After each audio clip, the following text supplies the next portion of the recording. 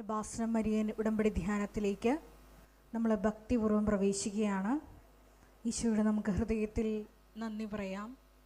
വിശുദ്ധ യോഹന്നാൻ്റെ സുവിശേഷം 6-ാം അധ്യായം 44-ാം തിരുവചനമനുസരിച്ച്, എൻ്റെ പിതാവിനാൽ ആകർഷിക്കപ്പെടാതെ ആർക്കും എൻ്റെ അടുക്കൽ വരുവാൻ സാധിക്കുകയില്ല എന്നാണ് തിരുവചനം നമ്മളെ ഓർമ്മപ്പെടുത്തുന്നത്.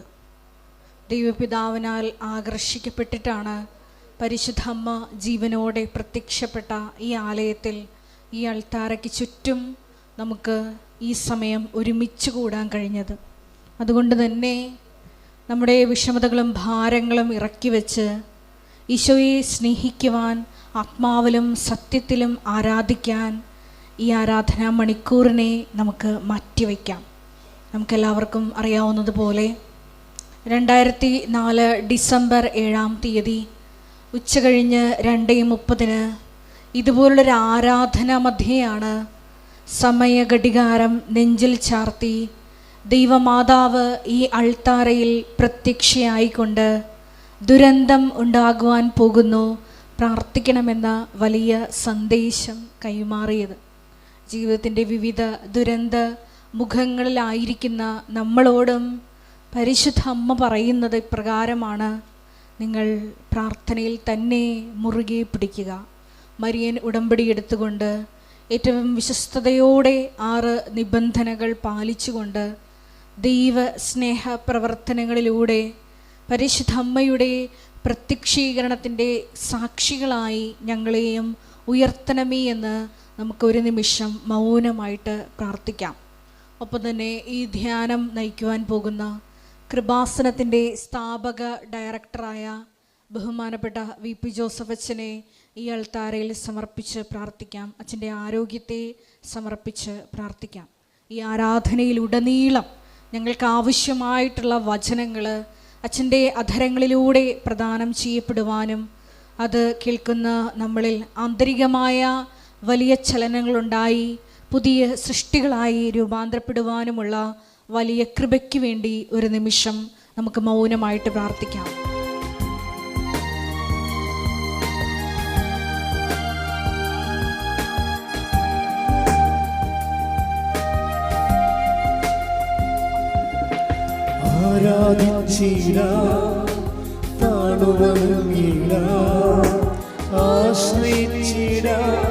ദിവ്യകാരുണ്യത്തെ ആരാധിച്ചിടാം, താണുവണങ്ങിടാം, ആശ്രയിച്ചിടാം ദിവ്യകാരുണ്യത്തെ.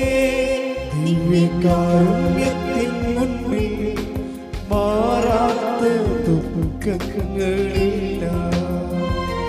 ദിവ്യകാരുണ്യത്തിൻ മുൻപിൽ തീരാത്ത ദുരിതങ്ങളില്ല. ദിവ്യകാരുണ്യത്തിൻ മുൻപിൽ ഉണങ്ങാത്ത മുറിവുകളില്ല.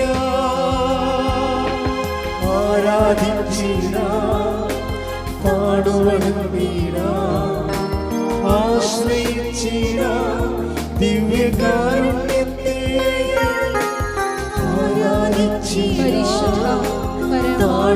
ദിവ്യകാരുണ്യത്തിന് നീരവും ആരാധനയും സ്തുതിയും പരമ ദിവ്യകാരുണ്യത്തിന് നീരവും ആരാധനയും സ്തുതിയും പുകഴ്ചയും ഉണ്ടായിരിക്കട്ടെ. പരിശുദ്ധ പരമ ദിവ്യകാരുണ്യത്തിന് നീരവും ആരാധനയും സ്തുതിയും പുകഴ്ചയും ഉണ്ടായിരിക്കട്ടെ.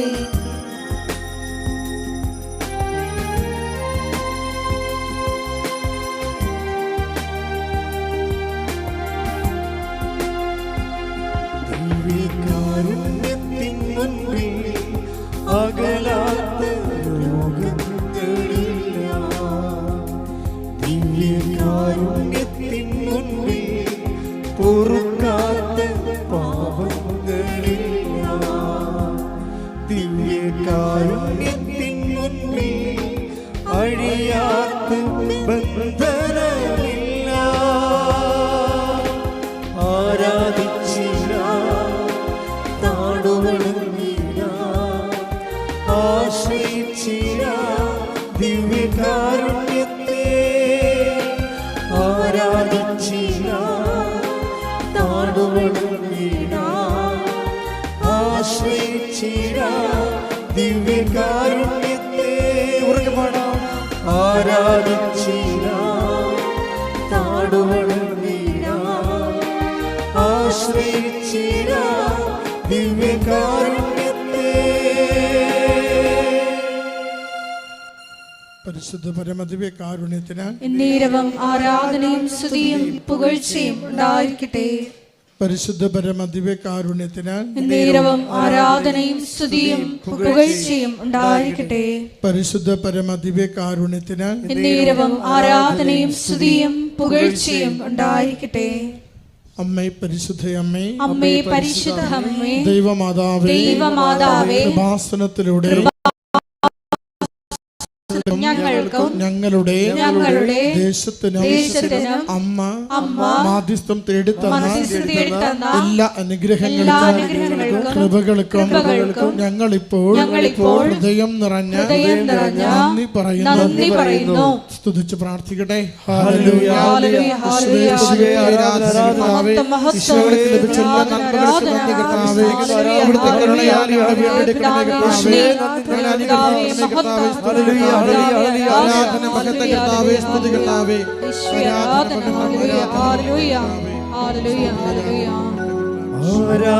ആരാധിച്ചിടാം, താണുവണങ്ങിടാം, ആശ്രയിച്ചിടാം. ദിവ്യകാരുണ്യത്തെ ആരാധിച്ചിടാം, താണുവണങ്ങിടാം, ആശ്രയിച്ചിടാം. ദിവ്യകാരുണ്യത്തെ. പരിശുദ്ധ പരമദിവ്യകാരുണ്യത്തിന് എന്നേരവും ആരാധനയും സ്തുതിയും പുകഴ്ചയും ഉണ്ടായിരിക്കട്ടെ. പരിശുദ്ധ പരമദിവ്യകാരുണ്യത്തിന് എന്നേരവും ആരാധനയും സ്തുതിയും പുകഴ്ചയും ഉണ്ടായിരിക്കട്ടെ. പരിശുദ്ധ പരമദിവ്യകാരുണ്യത്തിന് എന്നേരവും ആരാധനയും സ്തുതിയും പുകഴ്ചയും ഉണ്ടായിരിക്കട്ടെ. അമ്മേ പരിശുദ്ധയമ്മേ, അമ്മേ പരിശുദ്ധ അമ്മേ, ദൈവമാതാവേ, ദൈവമാതാവേ, 2004 ഡിസംബർ 7-ാം തീയതി ഉച്ചകഴിഞ്ഞ് 2:30 കൃപാസനത്തിൽ സംഭവിച്ച അമ്മയുടെ പ്രത്യക്ഷപ്പെടലിനെ കുറിച്ച് തിരുസഭയ്ക്ക് സമർപ്പിച്ചിരിക്കുന്ന പഠനരേഖകളുടെ വസ്തുനിഷ്ഠവും ദൈവശാസ്ത്ര വിധിപ്രകാരമുള്ളതുമായ അന്വേഷണ പഠനങ്ങൾ നടത്തി ആ പ്രത്യക്ഷപ്പെടലിലൂടെ പ്രകടമായ ദൈവമാതാവിന്റെ പ്രത്യേക കരുതലും സംരക്ഷണവും വെളിപ്പെടുത്തുന്ന പീഡിതരുടെ ആശ്വാസവും പ്രവാചകന്മാരുടെ രാജ്ഞിയും വാഗ്ദാനത്തിന്റെ പേടകവും പ്രപഞ്ച പ്രകൃതിയുടെ മാതാവുമായ പരിശുദ്ധ അമ്മയുടെ ഭക്തി തിരുസഭയിൽ കൂടുതൽ പ്രചരിച്ച് ജീവിതത്തിന്റെ ദുരിത അവസ്ഥകളിൽ അകപ്പെട്ട് കഴിയുന്ന അനേകായിരം മക്കൾക്ക് ദൈവത്തിന്റെ സാന്നിധ്യവും സന്ധിപ്പും കൂടുതൽ അനുഭവിക്കുക വഴി ആത്മീയ വിശുദ്ധിയും ദൈവശക്തിയും കൈവരിക്കുവാൻ ഞങ്ങളുടെ കുടുംബങ്ങളെ ഇടയാക്കണമേ. സ്തുതിച്ച് പ്രാർത്ഥിക്കാം. ഹല്ലേലൂയ. കർത്താവേ, സ്തുതി കർത്താവേ. കർത്താവേ, ധ്യാനത്തെ സമർപ്പിച്ച് പ്രാർത്ഥിക്കുന്നു കർത്താവേ. ആരാധനയെ കർത്താവേ, അനുഗ്രഹിക്കണമേ കർത്താവേ. ജീവിതത്തിലെ പ്രശ്നങ്ങൾ പരിഹരിച്ച് അനുഗ്രഹിക്കണമേ കർത്താവേ. കടബാധ്യതകളെ മാറ്റി അനുഗ്രഹിക്കണമേ കർത്താവേ. വിദേശത്ത് പോകാനുള്ള വഴികൾ തുറന്നുകൊടുത്ത് അനുഗ്രഹിക്കണമേ കർത്താവേ. സങ്കടങ്ങൾ മാറ്റി അനുഗ്രഹിക്കണമേ കർത്താവേ.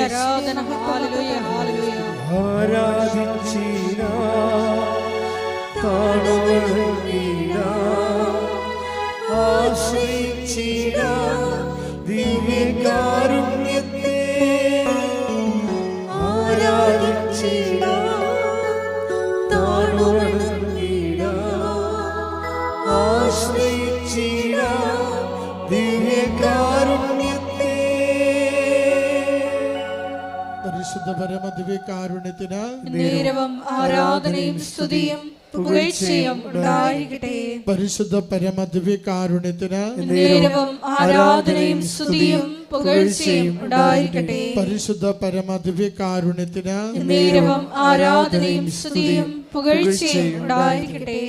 അമ്മേ പരിശുദ്ധയമ്മേ, അമ്മേ പരിശുദ്ധ അമ്മേ, ഭൂസ്വർലോകങ്ങളുടെ രാജ്ഞിയായ അങ്ങയ്ക്ക് ഭൗമസംരക്ഷണത്തിനായി പ്രപഞ്ചപ്രകൃതിയെ തന്നെ തിരുസഭ പ്രതിഷ്ഠിക്കുവാൻ ഈ പ്രത്യക്ഷീകരണം വഴി ഇടയാക്കണമേ.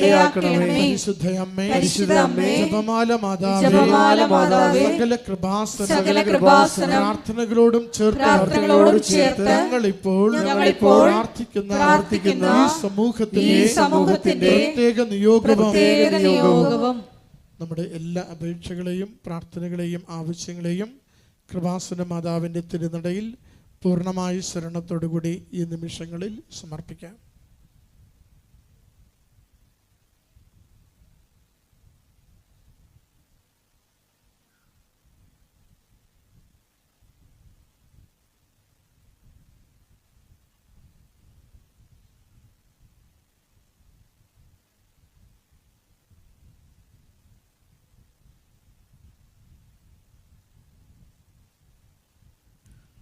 അമ്മയുടെ പ്രത്യക്ഷീകരണത്തിന്റെ ഈ അനുഗ്രഹവേളയിൽ ഞങ്ങൾക്ക് സാധിച്ചു തരുവാൻ കനിയണമേ.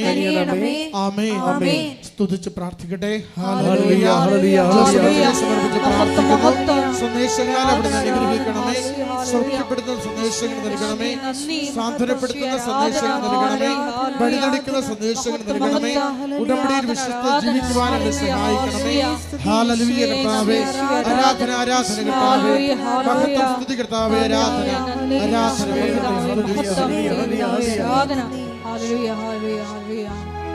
പരിശുദ്ധ പരമദിവ്യകാരുണ്യത്തിന് ആരാധനയും സ്തുതിയും പുകഴ്ചയും ഉണ്ടായിരിക്കട്ടെ. പരിശുദ്ധ പരമദിവ്യകാരുണ്യത്തിന് ആരാധനയും സ്തുതിയും പുകഴ്ചയും ഉണ്ടായിരിക്കട്ടെ. അപ്പൊ നിങ്ങളുടെ എന്ത് പറയണം, ഇനി തുടങ്ങണം, എന്ത് പറയണമെന്നല്ല, എന്ത് പറഞ്ഞു തുടങ്ങണം എന്ന് ഞാൻ കർത്താവിനോട് ചോദിച്ചപ്പോഴാണ് ജയേഷ് ബ്രദർ ഒരു പാട്ട് പാടിയത്. എന്ത് പാട്ടാണ് പാടിയത്? എന്ത് പാട്ടാണ് പാടിയത്? ഇപ്പം ഒരു വാക്ക് മതി. അത് ലുക്കായുടെ സുവിശേഷമാണ്, 7-ാം അധ്യായം 7-ാമത്തെ വാക്യം. വായിച്ചോളൂ. ശ്രുതികട്ടെ. ഹല്ലേലൂയ, ഹല്ലേലൂയ, ഹല്ലേലൂയ, ഹല്ലേലൂയ. യേശുവേ നന്ദി. ഹല്ലേലൂയ, സ്തോത്രം. ലൂക്ക 7:7 അങ്ങയെ നേരിട്ട് സമീപിക്കാൻ പോലും എനിക്ക് യോഗ്യതയില്ല എന്ന് ഞാൻ വിചാരിച്ചു. അങ്ങയെ നേരിട്ട് സമീപിക്കാൻ പോലും എനിക്ക് യോഗ്യതയില്ല എന്ന് ഞാൻ വിചാരിച്ചു. അതാര് പറയണതാണ്? ഒരു ശതാധിപനായ, അതായത് ഒരു സർക്കിൾ ഇൻസ്പെക്ടർ പറയണതാണ്. ശതാധിപൻ എന്നൊക്കെ പറഞ്ഞാൽ എനിക്ക് മനസ്സിലാകത്തില്ല. സർക്കിൾ ഇൻസ്പെക്ടർ എന്ന് വെച്ച് കഴിഞ്ഞാൽ 100 പോലീസുകാരുടെയൊക്കെ അധിപനായിട്ടുള്ള ആളാണ് സർക്കിള്, അല്ലേ? SI, സബ് ഇൻസ്പെക്ടറുണ്ട്, സർക്കിൾ ഇൻസ്പെക്ടറുണ്ട്. അപ്പോൾ റോമിലുള്ള ഒരു സർക്കിൾ ഇൻസ്പെക്ടർ പറയണതാണ്, ഈശ്വരനെ കാണാൻ വന്നപ്പോൾ പറഞ്ഞാണ്, 100 പട്ടാളക്കാരുടെ അധിപനാണ് ശതാധിപൻ. അപ്പോൾ അദ്ദേഹം എന്താ പറഞ്ഞത്? എൻ്റെ ഭൃത്യൻ രോഗം ബാധിച്ച് കിടപ്പിലാണ്, അങ്ങയെ നേരിട്ട് സമീപിക്കാൻ പോലും എനിക്ക് യോഗ്യതയില്ലെന്ന് ഞാൻ കരുതി. വായിച്ച വാക്ക് നോക്കി. ഞാൻ വിചാരിച്ചു അങ്ങ് ഒരു വാക്കുച്ചരിച്ചാൽ മാത്രം മതി, എന്റെ ഭൃത്യൻ സുഖപ്പെട്ടുകൊള്ളും. കാരണം ഞാനും അധികാരത്തിന് കീഴ്പ്പെട്ടവനാണ്. എന്റെ കീഴിലും പടയാളികൾ ഉണ്ട്. ഞാൻ ഒരുവനോട് പോവുക എന്ന് പറയുമ്പോൾ അവൻ പോകുന്നു. വേറൊരുവനോട് വരിക എന്ന് പറയുമ്പോൾ അവൻ വരുന്നു. എന്റെ ദാസനോട് ഇത് ചെയ്യുക എന്ന് പറയുമ്പോൾ അവൻ ചെയ്യുന്നു. ഇതിൻ്റെ ഒരു വിഷയം എന്ന് പറഞ്ഞാൽ, ഇത് നമ്മളുടെ ഉടമ്പടിക്ക് എതിരാണ് ഈ പാട്ട്. കുറേ കാലം കഴിയുമ്പോഴാണല്ലോ ഇങ്ങനെ പതുക്കെ പതുക്കെയാണല്ലോ വെളിപാടുകൾ ഇങ്ങനെ ഉണ്ട്. ഉടമ്പടി എന്ന് പറയുന്ന ദൈവികമായ പദ്ധതിക്ക് ഈ പാട്ട് എതിരാണ്. എങ്ങനെയാണ് എതിരാകണത്? ഉടമ്പടി വാക്കുകൊണ്ടല്ല ഉടമ്പടി ആക്ടിവേറ്റ് ആകണത്. എങ്ങനെയാണ്? അവൻ പറയണത് പോലെ ചെയ്തുകൊണ്ടാണ്. അതാണ് വിഷയം. നേരെ ഓപ്പോസിറ്റാണ്. പൊട്ടോസിൻ്റെ തിയോളജിയിലാണ് അവരാണിത് കൂടുതൽ ഉപയോഗിക്കുന്നത്. കാര്യം അവർക്ക് ബൈബിൾ എലോൺ സഫിക്സ് അല്ലെങ്കിൽ ഫെയ്ത്ത് എലോൺ, വിശ്വാസം മാത്രം മതിയെന്ന് പറയുന്നവരാണ് അവരെ. കത്തോലിക്കൻ പറയും, കത്തോലിക്കത്തിന് എന്താ അപ്പോസ്തലിക സഭയിലുള്ളവരെന്താ പറയണത്? പാരമ്പര്യ അപ്പോസ്തലിക സഭയിലുള്ളവരെന്താ പറയണത്? വാക്ക് മാത്രം പോരാ, പിന്നെ പ്രവൃത്തിയും വേണം. അതാണ് വിഷയം.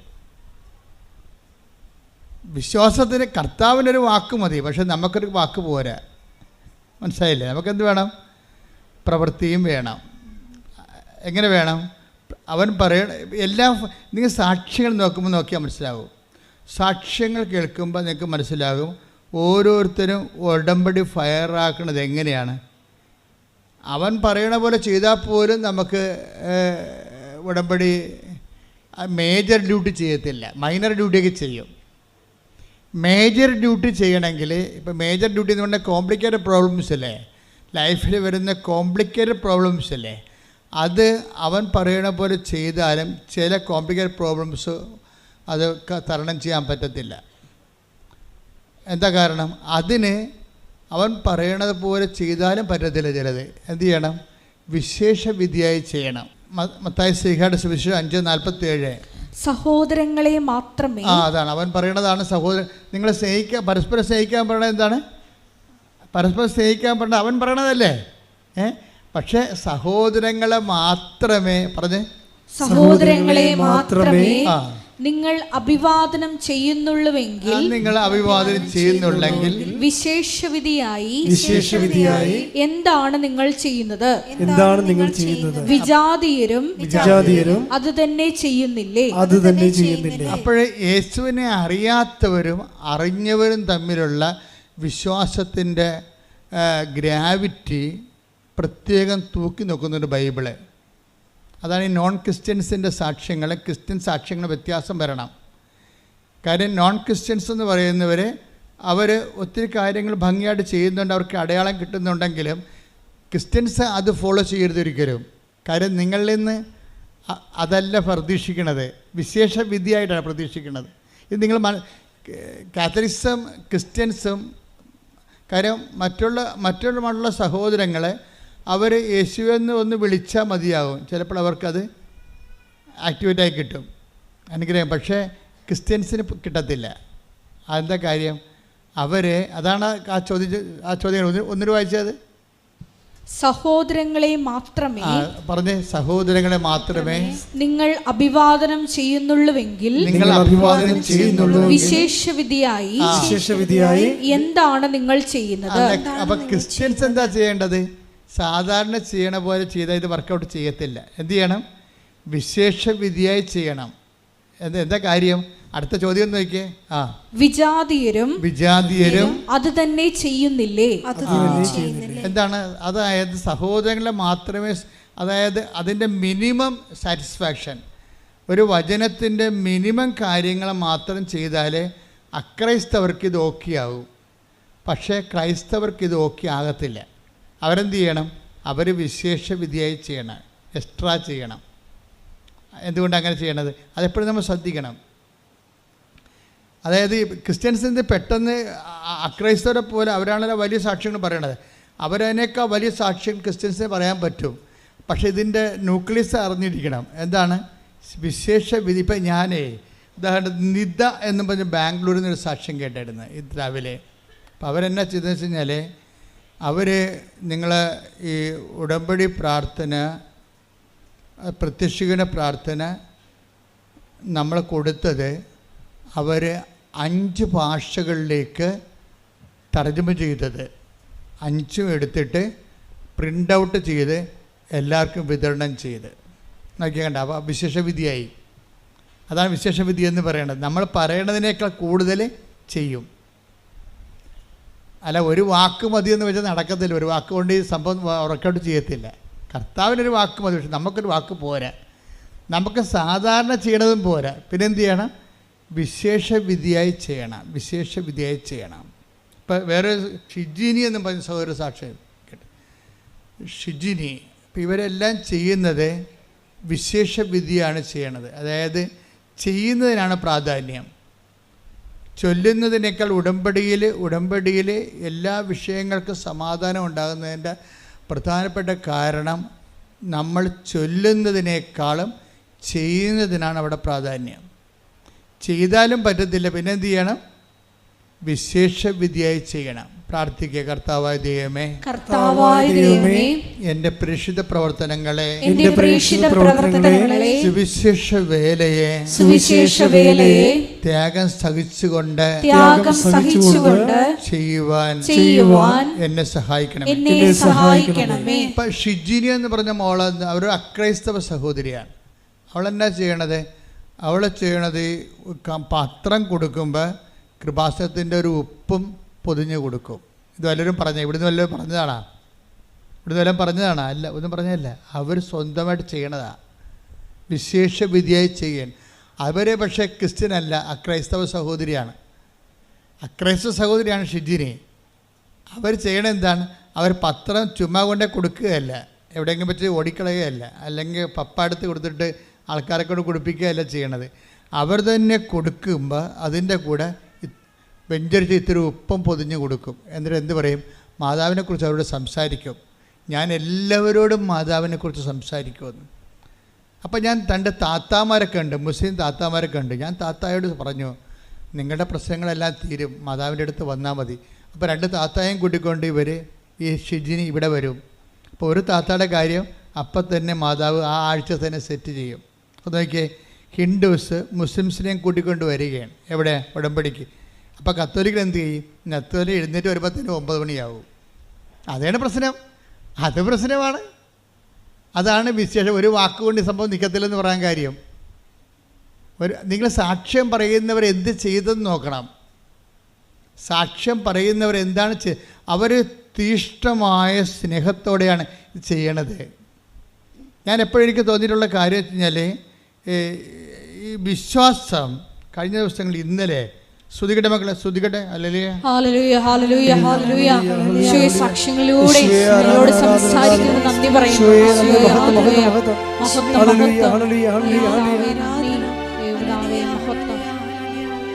വിശ്വാസം വർക്കൗട്ട് ചെയ്യണത് 2 തരത്തിലുണ്ട്. ഒന്ന് പ്രാർത്ഥന കൊണ്ടും പ്രവർത്തനം കൊണ്ടും വിശ്വാസം വർക്കൗട്ട് ചെയ്യും. ഇപ്പോൾ പ്രാർത്ഥനയാണ് ആദ്യ നിലവാരം. പ്രാർത്ഥനയാണ് നമ്മുടെ വിശ്വാസത്തെ ആവിഷ്കരിക്കുകയോ പ്രകടിപ്പിക്കുകയോ. വിശ്വാസത്തിൻ്റെ അകത്ത് പ്രാർത്ഥനയിൽ നമ്മൾ എന്താണ് ചെയ്യണത്? അതിൻ്റെ ടെക്നിക്കാലിറ്റി എന്താണ്? പ്രാർത്ഥനയിൽ നമ്മൾ പ്രാർത്ഥിക്കുമ്പോൾ നമ്മുടെ വിശ്വാസം പ്രകടിപ്പിക്കുകയാണ് ചെയ്യണത്. പ്രാർത്ഥിക്കുമ്പോൾ നിങ്ങൾ ഓർക്കേണ്ടത് എന്താണെന്ന് വെച്ച് കഴിഞ്ഞാൽ, അത് എന്താണ് ചെയ്യണമെന്ന് നമ്മൾ ഓർക്കണം. ഇപ്പം നമ്മളിങ്ങനെ അവരെ ഇവിടെയൊക്കെ സംസാരിച്ചുകൊണ്ട് ചോറ് വാരി തിന്നുമ്പോൾ ആ ചോറ് തിന്നുന്നു, അതിൻ്റെ അകത്ത് മീനെടുത്ത് കഴിക്കുന്നു, ആ ക്യാബേജ് എടുത്ത് കഴിക്കുന്നു, നമ്മളിങ്ങനെ ഇട്ട് ചവക്കുന്നു.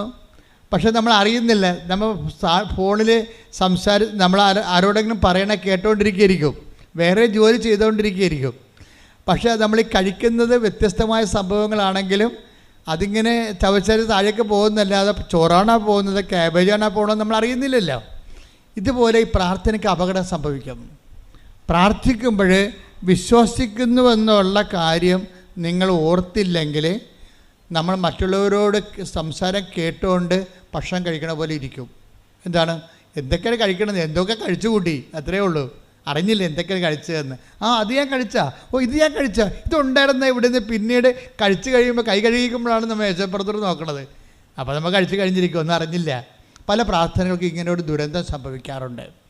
പ്രാർത്ഥിക്കുന്നവൻ എന്ത് പ്രാർത്ഥിക്കുന്നതെന്ന് അറിയുന്നില്ല, ആരോട് പ്രാർത്ഥിക്കുന്നതെന്ന് അറിയുന്നില്ല, എന്ത് വിശ്വാസത്തിലാണ് പ്രാർത്ഥിക്കണമെന്ന് അറിയുന്നില്ല. പ്രാർത്ഥിക്കുക. കർത്താവായ ദൈവമേ, പ്രാർത്ഥിക്കുമ്പോൾ വിശ്വസിച്ച് പ്രാർത്ഥിക്കുവാൻ എന്നെ സഹായിക്കണമേ. അപ്പം ഈ വിശ്വാസം ആവിഷ്കരിക്കണത് അല്ലെങ്കിൽ വിശ്വാസം നമ്മൾ പ്രകടിപ്പിക്കണത് അതിൻ്റെ പ്രഥമ രൂപം മാത്രമേ പ്രാർത്ഥന, അതിൻ്റെ സങ്കീർണ രൂപം പ്രവർത്തനമാണ്.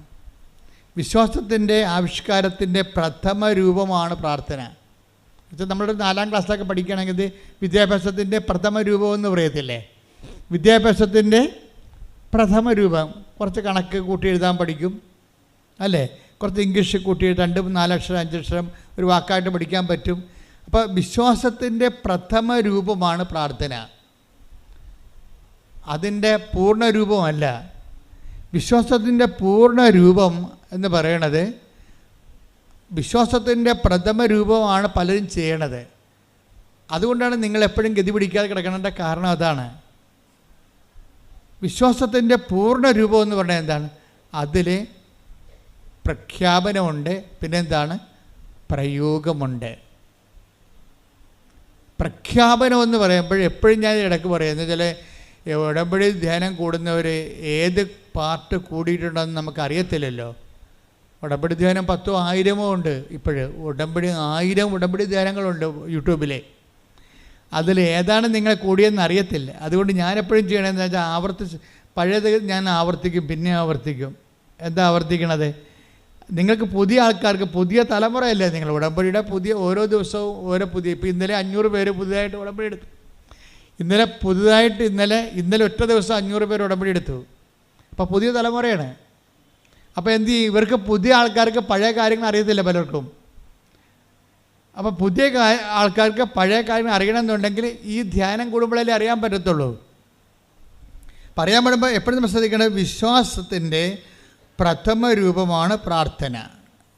അപ്പോൾ വെച്ചാൽ നമ്മുടെ ഒരു 4ാം ക്ലാസ് പഠിപ്പാണ് ഉള്ളത്. അതിൻ്റെ നിങ്ങൾക്ക് പ്രാർത്ഥിക്കുക മാത്രം ചെയ്യണമെങ്കിൽ ആത്മീയ വിദ്യാലയത്തിൽ നിങ്ങൾ 4ാം ക്ലാസ്സുകാരെത്തിയാണ്. അത്രേ ഉള്ളൂ.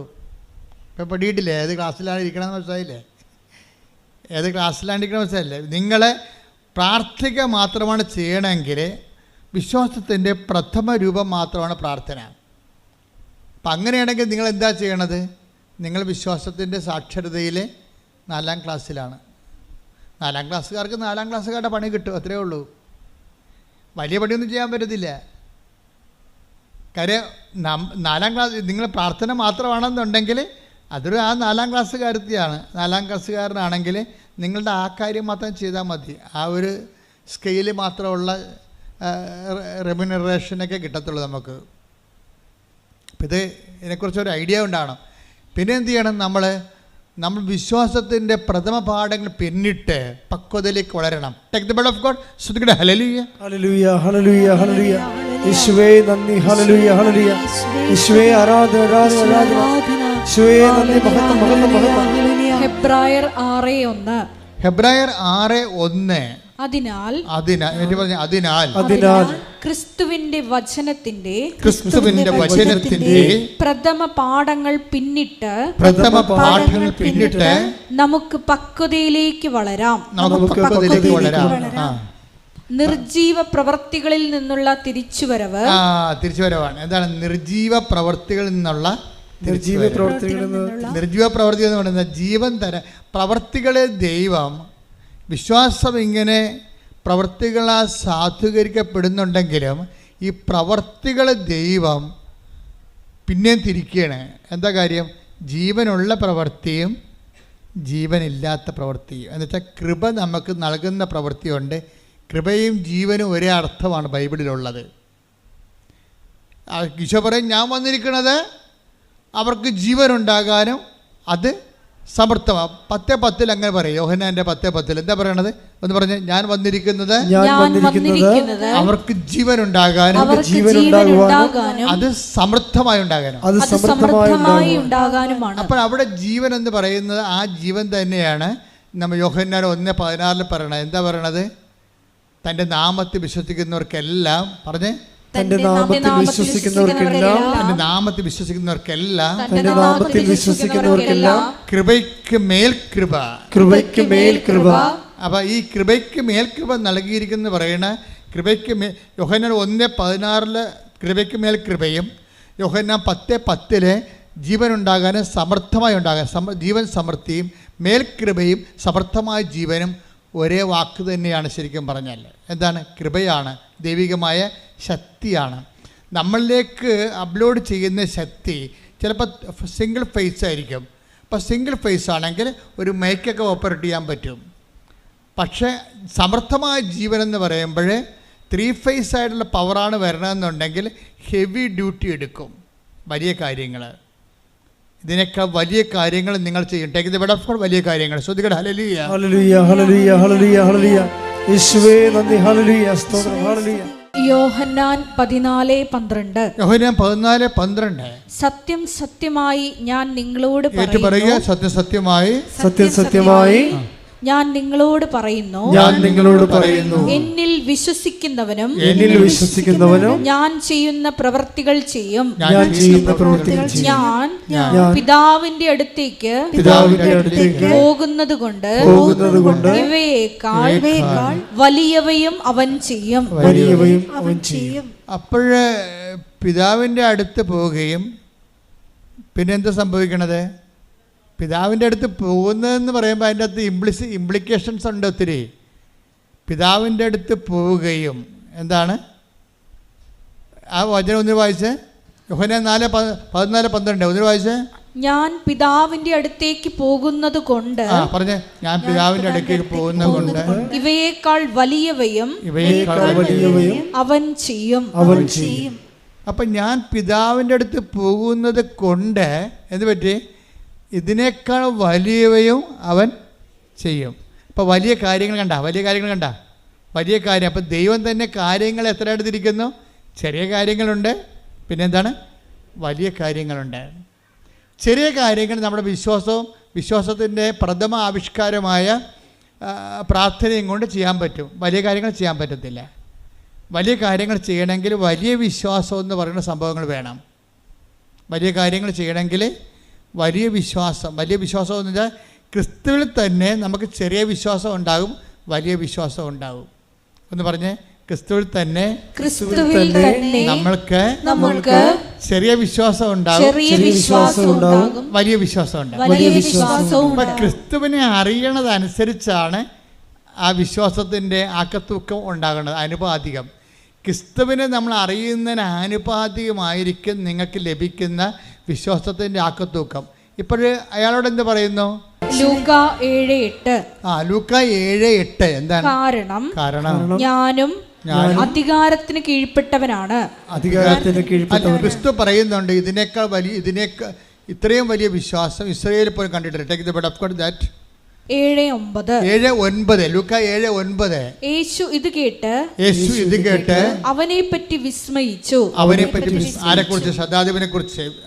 തന്നെ അനുഗമിച്ചിരുന്ന ജനക്കൂട്ടത്തിന് നേരെ തിരിഞ്ഞ് അവൻ പറഞ്ഞു, ഞാൻ നിങ്ങളോട് പറയുന്നു, ഇസ്രായേലിൽ പോലും ഇതുപോലുള്ള വിശ്വാസം ഞാൻ കണ്ടിട്ടില്ല. അപ്പോൾ വിശ്വാസ അപാചയത്തിൻ്റെ കാലത്താണ് ക്രിസ്തു വരുന്നത്. ക്രിസ്തു നമ്മുടെ ജീവിതം ഇസ്രായേലിൽ പോലും ഈ ഒരു വിജാതിയൻ്റെ വിശ്വാസം ഇല്ലാത്തൊരു കാലമാണത്.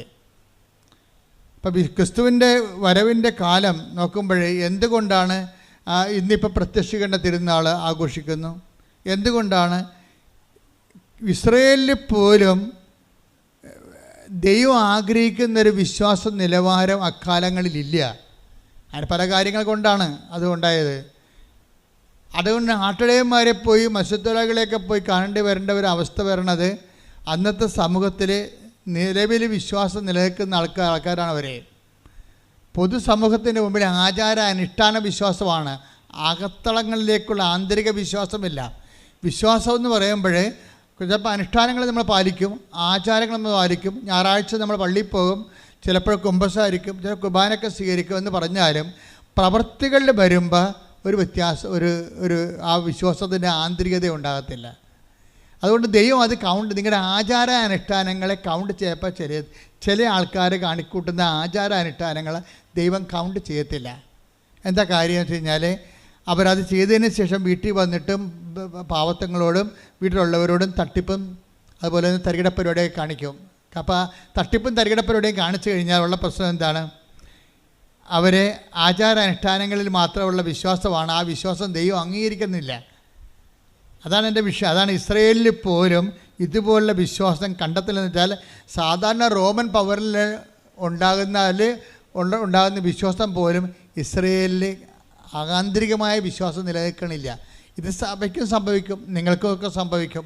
നിങ്ങൾ കുറേ കാര്യങ്ങൾ എങ്ങനെ കാട്ടിക്കൂട്ടി ചെയ്യും സാങ്കേതികമായിട്ട്. പക്ഷേ ആന്തരികമായിട്ട് നിങ്ങൾ ദൈവത്തെ സ്നേഹിക്കുന്നുണ്ടോ എന്ന് ചോദിച്ചു കഴിഞ്ഞാൽ എന്തെങ്കിലും ഒരു പ്രശ്നം വരുമ്പോൾ അറിയാൻ പറ്റും. നിങ്ങൾ ഇത്തരം കാര്യങ്ങളൊക്കെ ചെയ്യുന്നുണ്ടെങ്കിലും നിങ്ങളുടെ പ്രതീക്ഷയ്ക്ക് വിരുദ്ധമായിട്ട് ഒരു നെഗറ്റീവ് സംഭവങ്ങൾ ജീവിതത്തിൽ നടന്നു കഴിഞ്ഞാൽ അപ്പം തന്നെ നിങ്ങളുടെ പ്രാർത്ഥന മങ്ങും. അല്ലെങ്കിൽ കൊള്ളാം, നമുക്ക് ദുരിതങ്ങൾ, കഴിഞ്ഞ ദിവസങ്ങൾ ദുരിതങ്ങൾ 119 സങ്കീർത്തനം 71 തിരുവചനം, ദുരിതങ്ങൾ എനിക്ക് ഉപകാരമായി. പറഞ്ഞ ദുരിതങ്ങൾ എനിക്ക് ഉപകാരമായി. തന്മൂലം ഞാൻ അങ്ങയുടെ ചട്ടങ്ങൾ അഭ്യസിച്ചുവല്ലോ. വചനങ്ങൾ അഭ്യസിക്കാൻ വേണ്ടിയാണ് നമുക്ക് ദുരിതങ്ങൾ തരണത്. അവൻ പറയണ പോലെ ചെയ്യണമെന്നല്ലേ വചനം. അപ്പം അവൻ പറയണ പോലെ ചെയ്യണമെന്നുണ്ടെങ്കിൽ നമുക്ക് 2 കാര്യങ്ങൾ ദൈവം തരും. ഒന്ന് അനുഗ്രഹങ്ങൾ തരും, അപ്പോൾ നമുക്ക് ബൂസ്റ്റഡ് ആവും. അതേസമയത്ത് ദുരിതങ്ങളും തരും. എന്തിനാ കാര്യം? അപ്പോൾ ദുരിതങ്ങൾ, ഈ ഉടമ്പടി കാലത്തുള്ള ദുരിതങ്ങൾ നിങ്ങൾ പ്രത്യേകിച്ച് നോട്ട് ചെയ്യണം. അപ്പോൾ നിങ്ങൾ ഡൗൺ ആയി പോകരുത്. ദൈവസ്നേഹത്തിൻ്റെ വേറെ ആവിഷ്കാരമാണത്. ദൈവസ്നേഹം നമ്മളിലേക്ക് ദുരിതമായിട്ടും വരും. ബ്ലെസ്സിങ്ങിന് ഡിസ്കസ് എന്ന് പറഞ്ഞ പോലെ പറയുകയല്ല. ഇപ്പോൾ തന്നെ സാനിയ എന്നും പറഞ്ഞൊരു മോള് സാക്ഷ്യം പറഞ്ഞു. അവളുടെ പ്രശ്നം എന്താ? അവൾ 4ാം നിലയിൽ നിന്ന് വീണ വല്ല പിടിയും കിട്ടുക.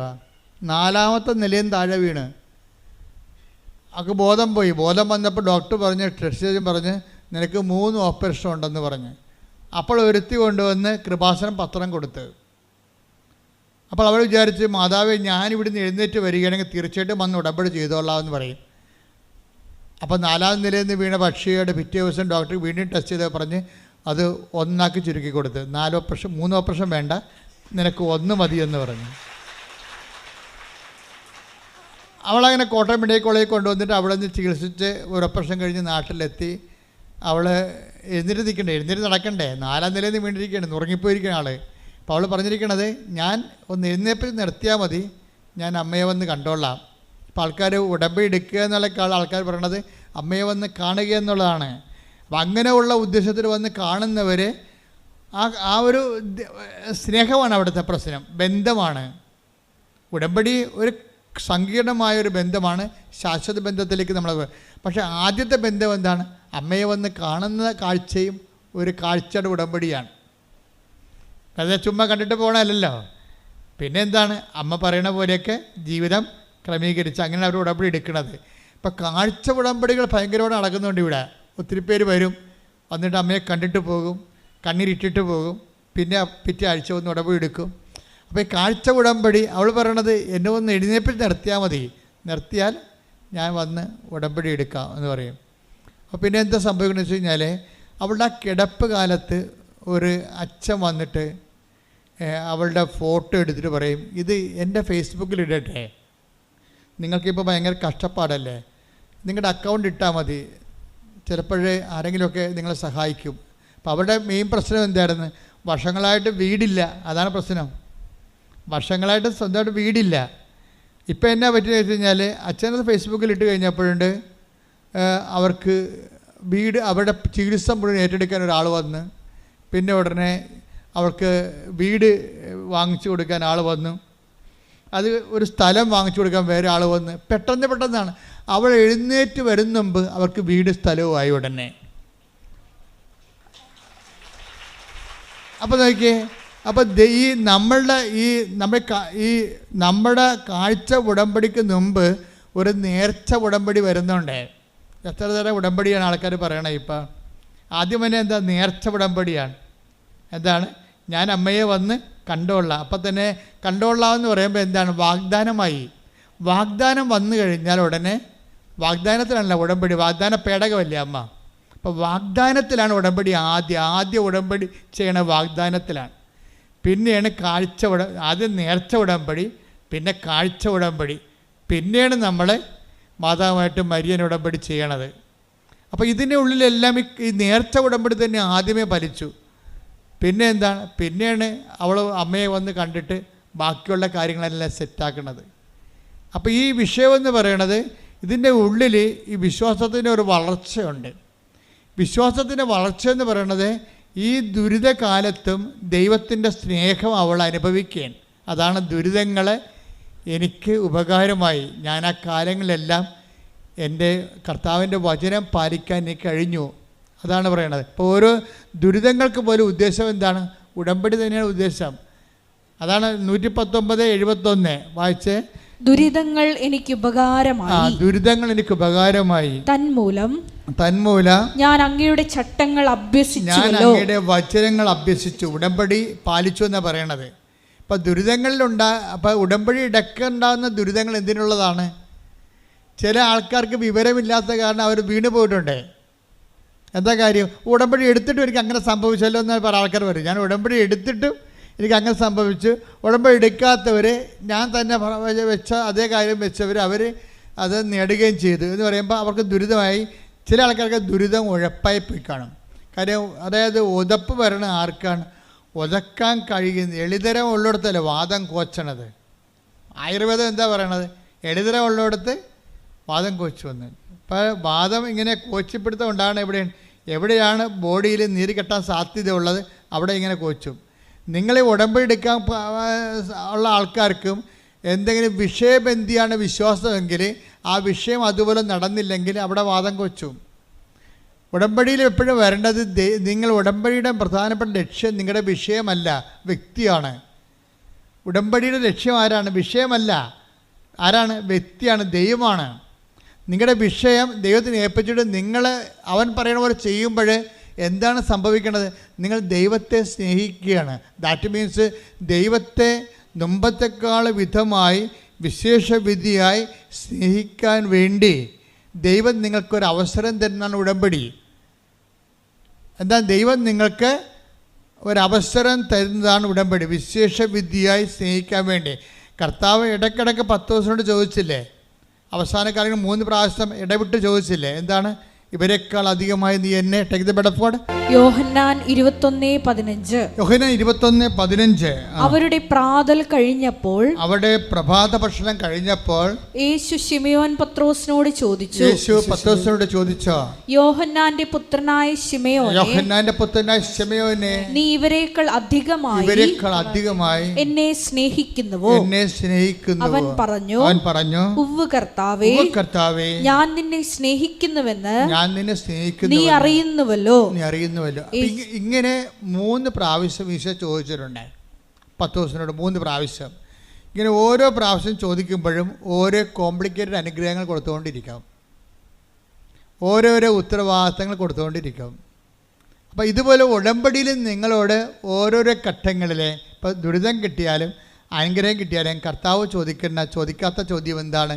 നീ ഇവരെക്കാൾ അധികമായി എന്നെ സ്നേഹിക്കുന്നുവോ? ഉടമ്പടി എന്ന് പറയുന്നത് ദൈവസ്നേഹത്തിലേക്കുള്ള ഒരു ഭയങ്കര വിളിക്കുള്ളിലെ വിളിയാണ്. എന്താണ്? എ കോൾ വിത്തിൻ കോൾ എന്ന് പറയും. അതുപോലെ തന്നെ നമുക്കൊരു വിളിയുണ്ട്, വിശ്വാസത്തിൻ്റെ വിളിയുണ്ട്. ആ വിശ്വാസത്തിൻ്റെ വിളിയിൽ നിന്നാണ് നമ്മൾ ഉടമ്പടിയിലേക്ക് പ്രവേശിക്കുമ്പോൾ വിളിക്കുള്ളിലെ വിളിയാണ്. എന്താ വെച്ച് കഴിഞ്ഞാൽ ദൈവസ്നേഹത്തിലേക്കുള്ള വിളിയാണത്.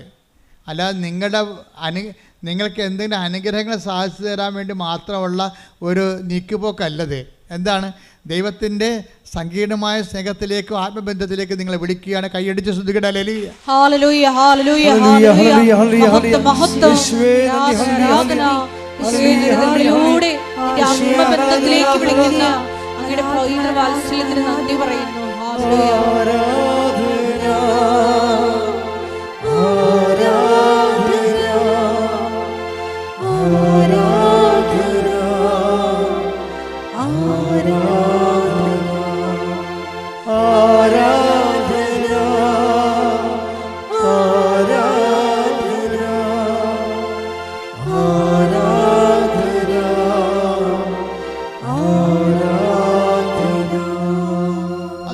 പത്രോസില്ലേ ഇപ്പം ഇങ്ങനെ വിശേഷവിധിയായി നീ എൻ്റെ കുഞ്ഞാടുകളെ മേയ്ക്കുക, നീ എൻ്റെ കോലാടുകളെ മേയ്ക്കുക, ഇങ്ങനെ പുതിയ ഉത്തരവാദിത്തം കൊടുത്തുകൊണ്ട് അധികാരം ഏൽപ്പിക്കുമ്പോൾ ഇത് ദൈവവിളി. ആ വിളിയിലൂടെ പത്രോസ് ചെയ്യുന്നതിന് ശേഷം എല്ലാ അപ്പോസ്തലന്മാരെക്കാൾ വിശേഷമായ അധികാര അവകാശങ്ങൾ നേടുന്നുണ്ട്.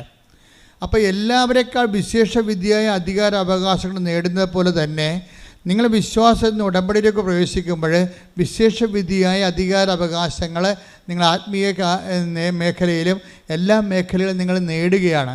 അതിൻ്റെ ഇടയ്ക്ക് വരുന്ന വിഷയങ്ങൾക്കെല്ലാം നിങ്ങൾ മറുപടി പറഞ്ഞുകൊണ്ടിരിക്കണം ദൈവത്തോട്. ഇപ്പോൾ അതെന്തറിയാമോ, ആദ്യത്തെ 10 ദിവസത്തിൻ്റെയൊക്കെ നിലവാരം എന്താ? ആദ്യത്തെ വിശ്വാസത്തിൽ 10 ദിവസത്തെ നിലവാരം ആ 5 ഭർത്താക്കന്മാരുണ്ടായ സമറിയാക്കാത്തിയുടെ നിലവാരമായിരുന്നു. ഒന്ന് നോക്കിയേ, 10 ദിവസത്തിൻ്റെ വളർച്ച നിങ്ങൾ കാണുന്ന വിശ്വാസത്തിനൊരു വളർച്ചയുണ്ടേ. ഉടമ്പടി നീലയാണ് ഞങ്ങളുടെ ഉടമ്പടി സിൽവർ ഗ്രേ ആണെന്ന് പറഞ്ഞ് തലയെ വെച്ചിട്ടുണ്ടെന്നൊരു കാര്യമില്ല. അത്രയും വിശ്വാസ വളർച്ച ഉണ്ട്. അതിപ്പോൾ ഞാൻ ഉടമ്പടി സിൽവർ ഗ്രേ ബാൻ ചെയ്തിരിക്കുകയാണ്. എന്താ കാര്യം? ഉടമ്പടി സിൽവർ ഗ്രേയും കൊണ്ടുവന്ന കക്ഷികൾ പലതും എന്നോട് ആവലാദികൾ പറഞ്ഞു. ആവലാദികൾ പറഞ്ഞപ്പോൾ മനസ്സിലായി ഇപ്പോഴും ഇവർ ആവലാദി ക്രിസ്ത്യാനിയാണ്. പേപ്പർ മാത്രമേ കളർ മാറിയിട്ടുള്ളൂ. ഇവിടെ കളർ മാറിയിട്ടില്ല, ഇവിടെ പഴയ കളർ തന്നെയാണ്. സിൽവർ ഗ്രേയിൽ ആൾക്കാർ വന്നിട്ട് പഴയ നക്കാപ്പിച്ച അവലാദി, ഇവർ ആദ്യം വന്ന കാലത്ത് പച്ച ഉടമ്പടിയായിരുന്ന കാലത്ത് ആവലാതി പറഞ്ഞ പോലെ ആ ആവലാതി തന്നെ സിൽവർ ഗ്രേയും പറയുന്നുണ്ടെങ്കിൽ ഇവർ പത്രം വാങ്ങിച്ച് കളർ മാറ്റിയെന്നല്ല, ഇവിടെ കളർ മാറിയിട്ടില്ല. ഇവർ പഴയ ആൾക്കാർ തന്നെ വിശ്വാസത്തിൽ ഇപ്പോഴും ABCD ആയിട്ടുള്ള ആ 4ാം ക്ലാസ് പഠിപ്പായിട്ട് നടക്കുകയാണ്. അതുകൊണ്ട് ഞാനിപ്പോൾ സിൽവർ ഗ്രേ ബാൻ ചെയ്ത് എനിക്കിനി ബോധ്യപ്പെടണം ഇവർ വിശ്വാസത്തിൽ വളർന്നു. കാര്യം വിശ്വാസത്തിലൊരു വളർച്ചയുണ്ട്. ഈ 10 ദിവസത്തിൻ്റെ സ്റ്റാൻഡേർഡ് എന്തായിരുന്നു? 5 ഭർത്താക്കന്മാരുണ്ടായ സമറിയാക്കാരത്തിൻ്റെ സ്റ്റാൻഡേർഡായിരുന്നു. ഈ 2 കക്ഷികളും ഒരു കാലത്ത് കർത്താവിൻ്റെ വചനം ഒരുപോലെ മനസ്സിലാക്കിയ ആൾക്കാരാണ്. നമുക്കറിയാമല്ലോ സമറിയാക്കാരത്തെ കഥ നിങ്ങൾക്കറിയാമല്ലോ. ഒരു സ്ത്രീ വെള്ളം കോരാൻ വന്നു. സമറിയായിലൊരു സ്ത്രീ വെള്ളം കോരാൻ വന്നു. വെള്ളം കോരാൻ വന്നപ്പോൾ എവിടെയാണ് ഈ സമറിയ എന്നറിയണം. അതായത് ഇസ്രായേൽ ജനം വാഗ്ദാന പേടകവുമായിട്ട് വരണ്ട ഭൂമിയിലൂടെ ഉരുണ്ട് കയറിയ സ്ഥലമാണ്. വിശ്വാസത്താൽ കയറിയ സ്ഥലമാണ്. അവർ കാനാൻ ദേശത്ത് നിന്ന്, അവർ ഈജിപ്തിൽ നിന്ന് വരുമ്പോഴേ ഈ കാനാൻ ദേശം ഈ ജോർദാൻ നദി മുറിച്ച് കയറുന്നത് സമറിയയിലാണ് കയറുന്നത്. അപ്പോൾ ഇസ്രായേൽ ജനം വിശ്വാസത്തിൻ്റെ വലിയ മുന്നേറ്റം നടത്തിക്കൊണ്ട് കയറിയ ആ ഒരു സ്ഥലത്താണ് ഈ കിണർ കുഴിച്ചിരിക്കുന്നത്. ആ വിശ്വാസത്തിൻ്റെ കിണറിലെ കർത്താവ് വരുമ്പോൾ ഒരു സ്ത്രീയെ കാണും. അവർ വെള്ളം കോരാൻ വന്നതാണ്. അപ്പോൾ കർത്താവ് അവളോട് ചോദിക്കും, എനിക്കിത്തിരി കുടിക്കാൻ തരുമോ ചോദിക്കും. അപ്പോഴുടനെ ഇവള് ജാതി പറയും. ഉടമ്പടിക്ക് നമ്മൾ ജാതി പറയത്തില്ല. എന്താ കാര്യം?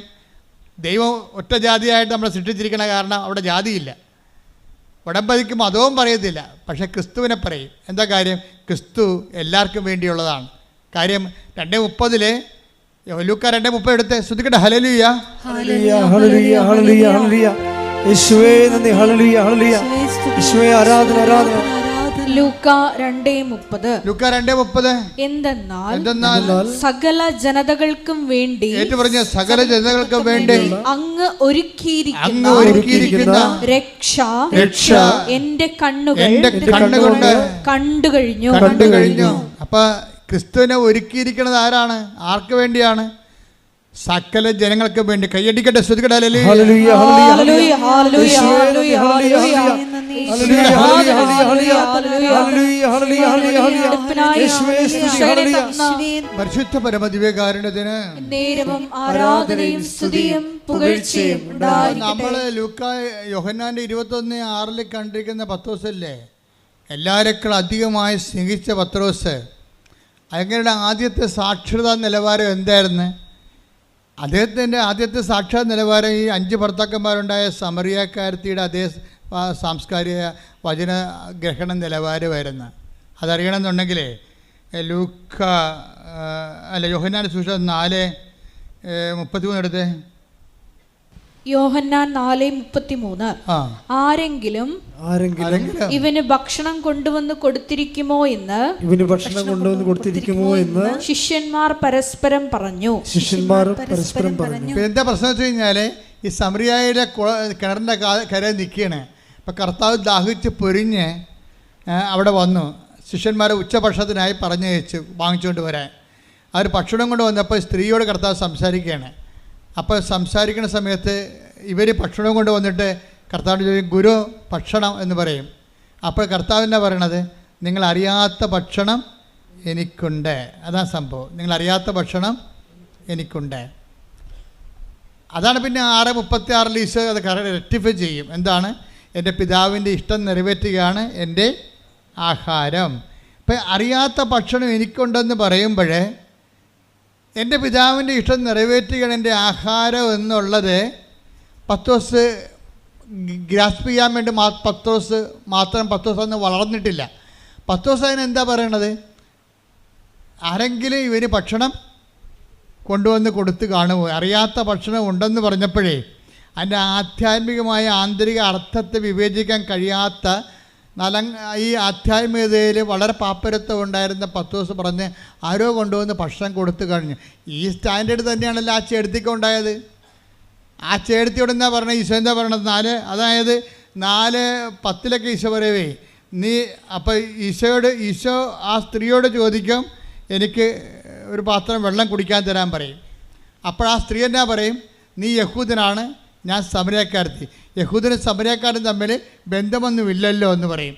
അപ്പോൾ ഈശോ എന്ന് പറയും, നിന്നോട് കുടിക്കാൻ ചോദിക്കുന്ന ആരാണെന്ന് നീ അറിയുകയും അവനോട് നീ ചോദിക്കുകയും അവൻ നിനക്ക് ജീവൻ്റെ വെള്ളം നൽകുകയും ചെയ്യും. അപ്പോൾ അവളെന്ന് പറയും, കിണറാണെങ്കിൽ ആഴമുള്ളതും ഇതിൻ്റെ ഈ പാത്രവുമില്ല, പിന്നെ വെള്ളം എങ്ങനെ കിട്ടും? അത് തന്നെ കണ്ട ഈശോ തന്നെ വിശ്വസിക്കാതിരുന്നവരെ സ്വീകരിക്കാതിരുന്ന പരിശുദ്ധാത്മാവിനെക്കുറിച്ചാണ് അവൻ പറഞ്ഞത്. പരിശുദ്ധാത്മാവിനെക്കുറിച്ചാണ് പറഞ്ഞത്. പക്ഷേ ആ ചേർത്തി പൊട്ടക്കിണറ്റിലെ വെള്ളമായിട്ടാണ് കണക്കാക്കിയത്. ഈ 2 കക്ഷികളും തോറ്റിരിക്കണം അവിടെ. ക്രിസ്തുവിനെ മനസ്സിലാക്കാൻ 2 കക്ഷികളും ഒരുപോലെ തോറ്റു. കൂടെ നടന്ന പത്രോസിനും വിവരമില്ല. അതുപോലെ തന്നെ കിടനവാക്കി കണ്ടുമുട്ടിയ ആ സ്ത്രീക്ക് 2 പേർക്കും ഒരേ സാക്ഷരതയാണ്. ഈ സാക്ഷരതയിൽ നിന്നാണ് ഇനി വളർന്ന് വരേണ്ടത്. അപ്പം നിങ്ങൾ ഓർക്ക് നിങ്ങൾക്കൊരു അനുഗ്രഹം കിട്ടിയെന്ന് പറയുമ്പോൾ ക്രിസ്തു നിങ്ങളുടെ പോക്കറ്റില്ല എന്ന് വിചാരിക്കരുത്. ക്രിസ്തു പോക്കറ്റിൽ ചാടിപ്പോയെന്ന് ഞാൻ പറയത്തുള്ളൂ. ഒരു അനുഗ്രഹം കിട്ടിക്കഴിയുമ്പോൾ നിങ്ങൾ തെറ്റിദ്ധരിച്ചു. നിങ്ങളെ ഇനിയിപ്പോൾ എന്ത് ചോദിച്ചാലും ദൈവം തരും, ആര് ചോദിച്ചാലും ദൈവം തരുമെന്ന്. പക്ഷേ അങ്ങനെയല്ല. അതൊരു ആദ്യ നിലവാരം. നിങ്ങളോട് പറയും, ഇനി വളരാൻ പറയും. ക്രിസ്തു എന്ന് പറയണത് ആഴമായി നിങ്ങളുടെ ആത്മരക്ഷയ്ക്ക് വേണ്ടി ഒരുക്കിയിരിക്കുന്ന എല്ലാ മനുഷ്യർക്കും വേണ്ടിയുള്ള സന്തോഷത്തിൻ്റെ സദ്വാർത്തയാണ്. നിങ്ങൾ ഇനി ക്രിസ്തുവിനെ അറിയാൻ വേണ്ടി ഉയരാൻ പറയും, ഉയരാനും വളരാനും പറയും. ഉടമ്പടിയാണ് നിങ്ങളെ ക്രിസ്തുവിൽ ഉയരുകയും വളർത്തുകയും ചെയ്യണത്. പ്രാർത്ഥിക്കുക. കർത്താവായ ദൈവമേ, വിശ്വാസത്തിന്റെ പ്രഥമ പാഠങ്ങൾ പിന്നിട്ട് 6:1 രേഖപ്പെടുത്തിയിരിക്കുന്ന പോലെ പക്വതയിൽ വളരുവാൻ ക്രിസ്തുവിനെ കുറിച്ച് അങ്ങയെക്കുറിച്ചുള്ള അറിവിനാൽ ഞങ്ങളെ ആഴപ്പെടുത്തണമേ.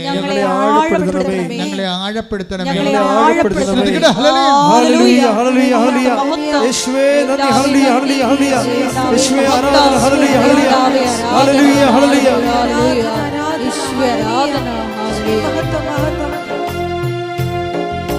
പാടി വാഴ്ത്തുന്നില്ലാരും പ്രിയനേ നിൻ സ്നേഹം ഓർക്കുന്നില്ലാരും. പാടി വാഴ്ത്തുന്നില്ലാരും പ്രിയനേ നിൻ സ്നേഹം ഓർക്കുന്നില്ലാരും. ആത്മാവിനലരിയിലവതാരമാകും നവകിന്നരം തൂക്കി ഞങ്ങൾ പാടും. ലോകമാകും ബാബിലോണിൽ പിഴിനീരിൻ തുഴയോരും തന്നിൽ സ്തുതി പാടും. ഇനി ക്രിസ്തുവിൽ ഇവരെ വളർത്തുന്ന ഒരു ഭാഗമാണ് വരുന്നത്. ക്രിസ്തുവിൻ്റെ പ്രഥമ പാഠങ്ങൾ. ഇത് വിശ്വാസത്തിൻ്റെ 6:1 അനുസരിച്ചുള്ള പ്രഥമ പാഠങ്ങളാണ്. ഇനി അടുത്ത പാഠങ്ങളിലേക്ക് പോകുന്ന മുമ്പ് കർത്താവ് പറയും, നിനക്ക് 5 ഭർത്താക്കന്മാരുണ്ട്, നീ ഈ വെള്ളം എനിക്ക് തരുമോ എന്ന് ചോദിക്കുമ്പോൾ, അതായത് ഈ വെള്ളം കുടിക്കുന്ന ഒരിക്കലും ദാഹിക്കത്തില്ല എന്ന് പറയുമ്പോൾ കർത്താവിനോട് ഈ ജീവൻ്റെ ജലം എനിക്ക് തരുമോ എന്ന് ചോദിക്കുവോള്. അപ്പോൾ എനിക്ക് പിന്നീട് വെള്ളം കോരാൻ വരേണ്ടിയില്ലല്ലോ എന്നാണ് അവൾ പറയണത്. അവൾ വിചാരിക്കണം ഈ വെള്ളം തന്നെ ആയിരിക്കും എന്ന് വിചാരിക്കും. അപ്പോൾ കർത്താവ് എന്താ പറയണത്? പോയി നിൻ്റെ ഭർത്താവിനെ വിളിച്ചുകൊണ്ട് വരിക എന്ന് പറയും. അപ്പോൾ അവൾ തന്നെ പറയും, എനിക്ക് ഭർത്താവ് ഇല്ല എന്ന് പറയും. അപ്പോൾ ഈശോ എന്ത് പറയും? നിനക്ക് 5 ഭർത്താക്കന്മാർ ഉണ്ടായിരുന്ന്, ഇപ്പോഴുള്ള ആൾ നിൻ്റെ ഭർത്താവ് അല്ലെന്ന് പറയും. അപ്പോഴവൾ പറയും, അങ്ങൊരു പ്രവാചകനാണെന്ന് ഞാൻ മനസ്സിലാക്കുന്നു. കണ്ട, ക്രിസ്തുവിനെക്കുറിച്ചുള്ള അറിവ് കൂടി വേണം. വിശ്വാസത്തിൻ്റെ പ്രഥമ പാഠങ്ങൾ പിന്നീട് കണ്ടില്ലേ? വിശ്വാസത്തിൻ്റെ പ്രഥമ പാഠങ്ങളിൽ കർത്താവ് ഒരു അനുഗ്രഹദാതാവിടേക്ക് തോന്നും. ഉടമ്പടിയിൽ കർത്താവ് ഒരു അനുഗ്രഹദാതാവായിട്ട് നിങ്ങൾ തോന്നണത് അവിടെ തന്നെ നിന്ന് കഴിഞ്ഞാൽ കുറച്ച് കഴിയുമ്പോൾ അനുഗ്രഹത്തിൻ്റെ ആ വിളക്ക് കെട്ടുപോകും. എന്താ കാര്യം? അതിൻ്റെ അടുത്ത പാഠമുണ്ട്. എന്താ കാര്യം? അനുതാപത്തിൻ്റെ പാഠമാണ്. അനുതാപത്തിൻ്റെ പാഠമാണ്. എന്താണ്? ഇനി ക്രിസ്തുവിനെ മുന്നോട്ട് അറിയണമെന്നുണ്ടെങ്കിൽ, ഇപ്പോൾ ചില ആൾക്കാർ പറഞ്ഞു നമ്മൾ യൂട്യൂബിൽ ഇന്ന് എന്തെങ്കിലും നമുക്ക് ഇഷ്ടപ്പെട്ടൊരു കണ്ടൻറ്റ് നമ്മൾ അപ്ലോഡ് ചെയ്തെടുക്കുമ്പോൾ അത് സൗജന്യമായിരിക്കും. അതിൻ്റെ കോംപ്ലിക്കേറ്റഡ് വേർഷനുണ്ട്. അത് പറയും അത് പേയ്മെൻറ്റ് നടത്തണമെന്ന് പറയും. അത് നിങ്ങൾ പൈസ അടച്ചാലാണ് അത് തരത്തുള്ളൂ, ആ കണ്ടൻറ്റ് തരത്തുള്ളൂ എന്ന് പറയും. ഇതുപോലെ ക്രിസ്തുവിൻ്റെ പ്രഥമ പാഠം, വിശ്വാസത്തിൻ്റെ പ്രഥമ പാഠം സൗജന്യമാണ്. അതിൻ്റെ സെക്കൻഡ് ഗ്രേഡ് വരുമ്പോൾ പറയും പേയ്മെൻ്റ് ഉണ്ടെന്ന് പറയും. എന്താ പേയ്മെൻ്റ് ഉള്ളത്? 5 ഭർത്താക്കന്മാരുണ്ടായിരുന്നു, അതുമായിട്ട് ഇനി മുന്നോട്ട് പോകാൻ പറ്റത്തില്ല, ഇപ്പോഴുള്ള ആൾ നിൻ്റെ ഭർത്താവുമല്ല, അപ്പോൾ അതുകൊണ്ട് ഈ കലാപരിപാടിയും ജീവിതമായിട്ട് മുന്നോട്ട് പോകാൻ പറ്റത്തില്ല, ഞാൻ തന്നിരിക്കുന്ന അനുഗ്രഹം നിൻ്റെ പാപത്തിനുള്ള അംഗീകാരമല്ല, ലൈസൻസ് അല്ലെന്ന് പറയും. ക്രിസ്തുവിനെക്കുറിച്ച് അറിയണ്ടേ? നിത്യരക്ഷയിലേക്കല്ലേ പോണത്. നിത്യരക്ഷയിലേക്ക് നമ്മൾ പോകണം. ഉടനെ അത് എപ്പോഴും നമ്മൾ ശ്രദ്ധിക്കേണ്ടത്, അതായത് നമ്മളുടെ വിശുദ്ധീകരണ ജീവിത വിശുദ്ധിയും വിശ്വാസത്തിൻ്റെ സങ്കീർണമായിട്ടുള്ള ബന്ധങ്ങൾ നമ്മൾ ഭയങ്കര ബന്ധമുണ്ട്. നമ്മൾ വിശുദ്ധീകരിക്കണ അനുസരിച്ച് കൊണ്ട് അടയാളങ്ങളെ കൂടിക്കൊണ്ടിരിക്കുകയും ആന്തരികമായ ആഴപ്പെടുത്തലും ബോധ്യം ഉണ്ടായിക്കൊണ്ടിരിക്കും. പ്രാർത്ഥിക്കുക. കർത്താവായ ദൈവമേ, ക്രിസ്തുവിനെ അറിയാൻ, ഗ്രഹിക്കുവാൻ എന്നെ വിശുദ്ധ ജീവിതത്തിലേക്ക് ആനയിക്കണമേ. ശ്രുതികട ഹല്ലേലൂയ.